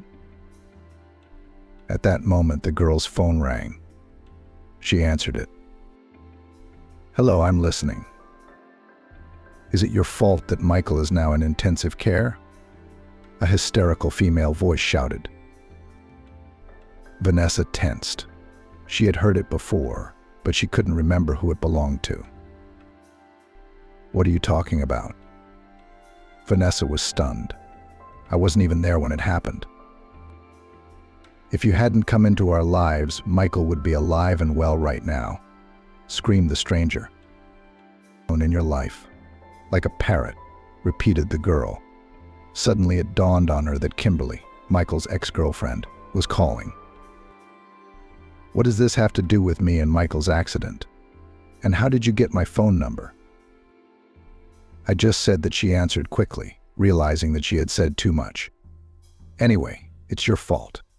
Now remember that for the rest of your life." Kimberly switched off the phone. Vanessa stared silently out the window, trying to digest the information. "Vanessa, are you all right?" Mr. Terrence, who had been in the intensive care unit all this time and had heard the conversation, put his hand on the girl's shoulder. "Not really," she replied thoughtfully. Then Vanessa dialed Kevin's number and told him in detail about the phone conversation with Kimberly. "Are you sure it was her?" the man asked. "Yes. By the way, I asked her how she got my phone number, and she didn't answer." "Thank you for calling. Your information is very timely," Kevin praised. "How's Michael?" "No change yet," she answered. "Stay strong, mate. Michael is strong. Everything's going to be okay. See you tonight." Finished talking, Vanessa took her lover's hand in her own. "You see, Michael, what a great friend you have. He and his girlfriend Nicole support me. Don't let me get discouraged." Mr. Terrence quietly left the intensive care unit, leaving the girl alone with her fiancé. In the evening, Vanessa walked into the flat that Kevin had rented to live in. Nicole was home alone. The girl was in the kitchen making dinner. "Vanessa," "Hi," Nicole said excitedly. "How's Michael?" "Still the same," Vanessa replied tiredly. "Have a seat on the stool." She was mentally drained. "Everything that doesn't kill us makes us stronger," Nicole winked at Vanessa. "So eat dinner quickly, shower, and go to bed." "No, I'm not having dinner." "Yes, you are," Nicole commanded. Soon Michael would come to his senses and see not the beautiful girl he loved, but an exhausted one. At that moment, Kevin returned. His face was darker than a cloud. "What happened?" Nicole asked worriedly. "It seems that an attempt has been made on Michael's life," Kevin replied. Nicole and Vanessa looked at each other. How could that be? Vanessa was dumbfounded. And who would want that? "I went to the local police today. A friend of mine works there," Kevin said, sitting down at the table. "What's next?" Nicole asked impatiently. "Are you guys going to feed me today?" Jokingly, the man was indignant. "I've been traveling around the city all day. I didn't even have time to eat lunch. That's why I'm hungry as a wolf." "Unless you tell me what your friend told you, you won't get any food," Nicole gave him an ultimatum. "No information, no dinner." "Guys, stop fooling around," Vanessa asked. She used to be amused by Kevin and Nicole's jokes, so she could take her mind off Michael for a while. But now it annoyed her. Vanessa couldn't wait to hear what Kevin's friend had said. "I'm sorry, we really got carried away," Kevin apologized. "Anyway, I asked Ethan to look into the accident. He said they'd examined the car, but they hadn't found anything suspicious." "Then why did you say that Michael had been attacked?" Vanessa wondered. "The thing is that Michael's blood contained the residue of a powerful sleeping pill. But Michael is a good sleeper, and he's never taken sleeping pills," Kevin explained. "That's the point," he shrugged. "Especially since, according to the results, he had taken them just before the trip." "What the hell is that?" Nicole was dumbfounded. Why did he need to take sleeping pills if he was going to go on a long journey? That's what gave the local operatives the right to believe that my friend had been assassinated, Kevin answered. Had Kimberly done it? Vanessa wondered aloud. At that moment, Vanessa received a phone call. She looked at the display and turned pale. Was it Mr. Terrence? She whispered. Her lips quivered with excitement. Answer it quickly. Nicole drummed her fingernails on the table with impatience. Just put me on speakerphone. I'm listening, Vanessa answered. Vanessa, come to the hospital immediately, Mr. Terrence ordered. What's wrong? Vanessa shouted, but the doctor had already ended the call. Hello. Hello, the girl continued to shout inertly. Kevin took the phone from her. He looked at Vanessa, then at Nicole. Okay, get ready quickly, the man ordered. What's wrong with Michael? Vanessa was getting hysterical. Why didn't the doctor say why he was calling her to the hospital? If you don't pull yourself together, you'll stay at home, Kevin said in a tone that did not tolerate any objections. Calm down. Vanessa slammed her eyes shut. She realized that there was nothing she could do to help Michael in his condition.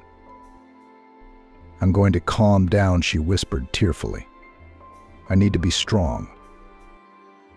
Good girl. Kevin smiled at her. Let's go. 20 minutes later, all three of them were walking into the hospital. When the security guard saw them, he quickly came out from behind his desk. What are you doing here? It's the middle of the night, he announced. What kind of nerve is it to come to the hospital late at night? I invited them, Mr. Terrence said as he came out of the corridor leading to the intensive care unit, giving the guard a stern look. Or should I have asked your permission first? No, you didn't, did you? The guard waved his hands. I'm just observing the regime of visiting patients. That's very commendable, the chief physician continued. But sometimes you need to step away from the protocol and be a human being first of all. But then it will be a mess, objected the guard. I said sometimes, Mr. Terrence put the argument to rest. Then he defiantly turned away from the guard, signaling that he had no intention of continuing this pointless argument. Vanessa, let's go, said Mr. Terrence. You young people wait in my office, there's a cooler. You can have coffee or tea. Thank you, Nicole, and Kevin said in unison. Doctor, tell me what happened. Vanessa asked with excitement. She quickly followed the head doctor into the intensive care unit. What's wrong with Michael? He's fine, Mr. Terrence replied, but he kept silent. He wanted the girl to see everything with her own eyes. Why don't you say anything? Vanessa didn't give up. Near the intensive care unit, a nurse helped the girl to dress in a medical gown and shoe covers with dexterous movements. Entering the room, Vanessa immediately went to the bed where Michael was lying. Halfway there, she stopped. Meeting the man's gaze, Vanessa screamed. Michael. She couldn't believe her happiness. Her man had come to his senses.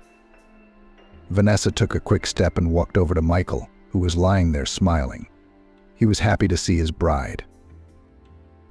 My favorite. Vanessa cooed, kissing the man's face. Tears were flowing from her eyes. At last you have come to your senses.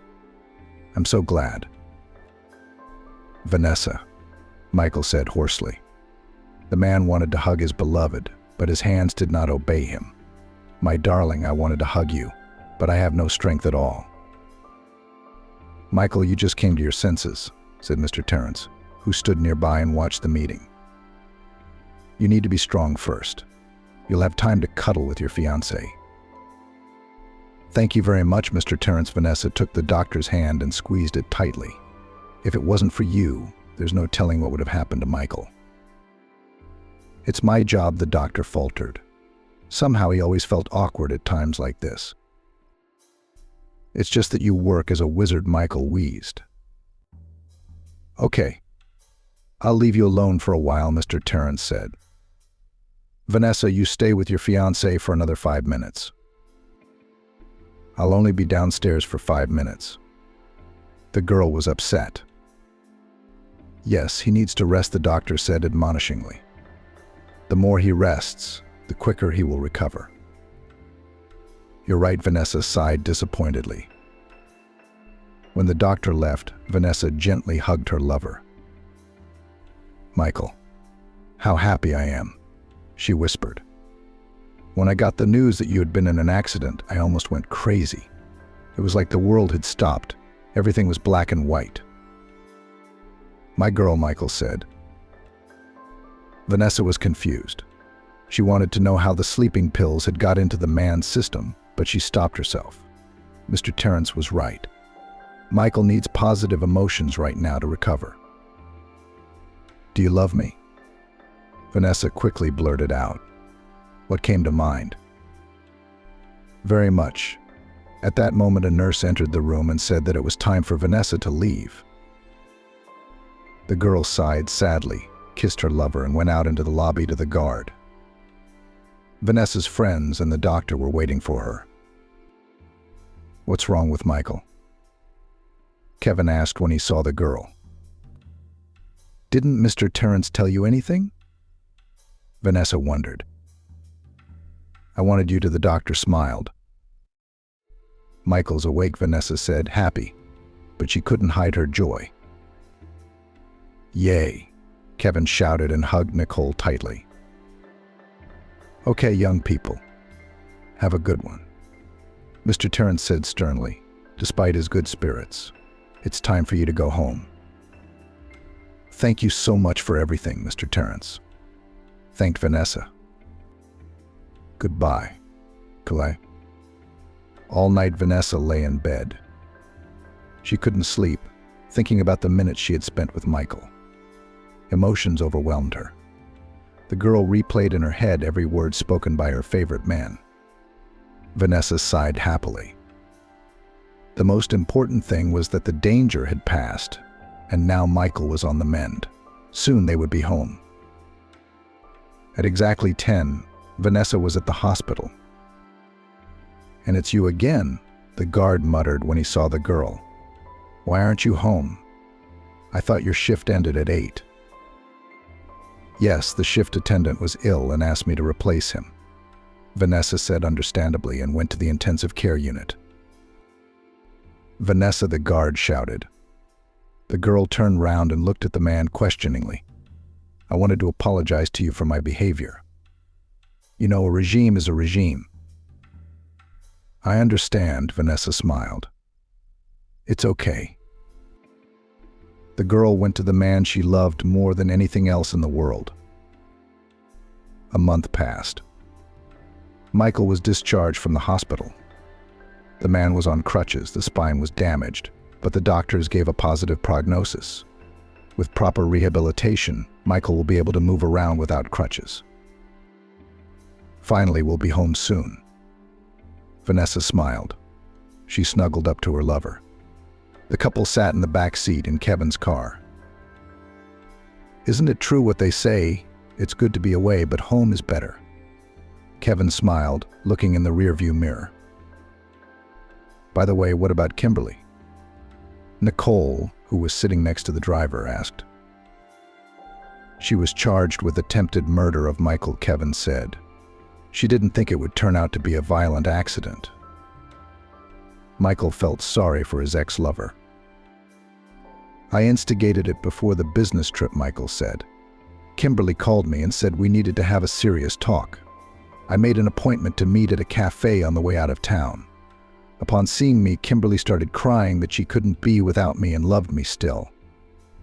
I abruptly cut the girl off, stating that I was in love with someone else. Kimberly retaliated by slipping sleeping pills into my coffee. She thought I'd fall asleep in the car, and she had no idea about my business trip and the consequences of her revenge. Michael, that doesn't excuse her, Nicole said. What if it had ended differently? Vanessa asked quietly. Her lips quivered. Hey, what's wrong, honey? Michael held his beloved tightly against him. I'm here for you and I'll never leave you. No force can separate me from you. You promise? I promise. It's true what they say. True love will survive all hardships and troubles. Michael and Vanessa's love was born when their souls became soulmates. In a town where the scent of lilacs wafted everywhere, the scent of love and happiness.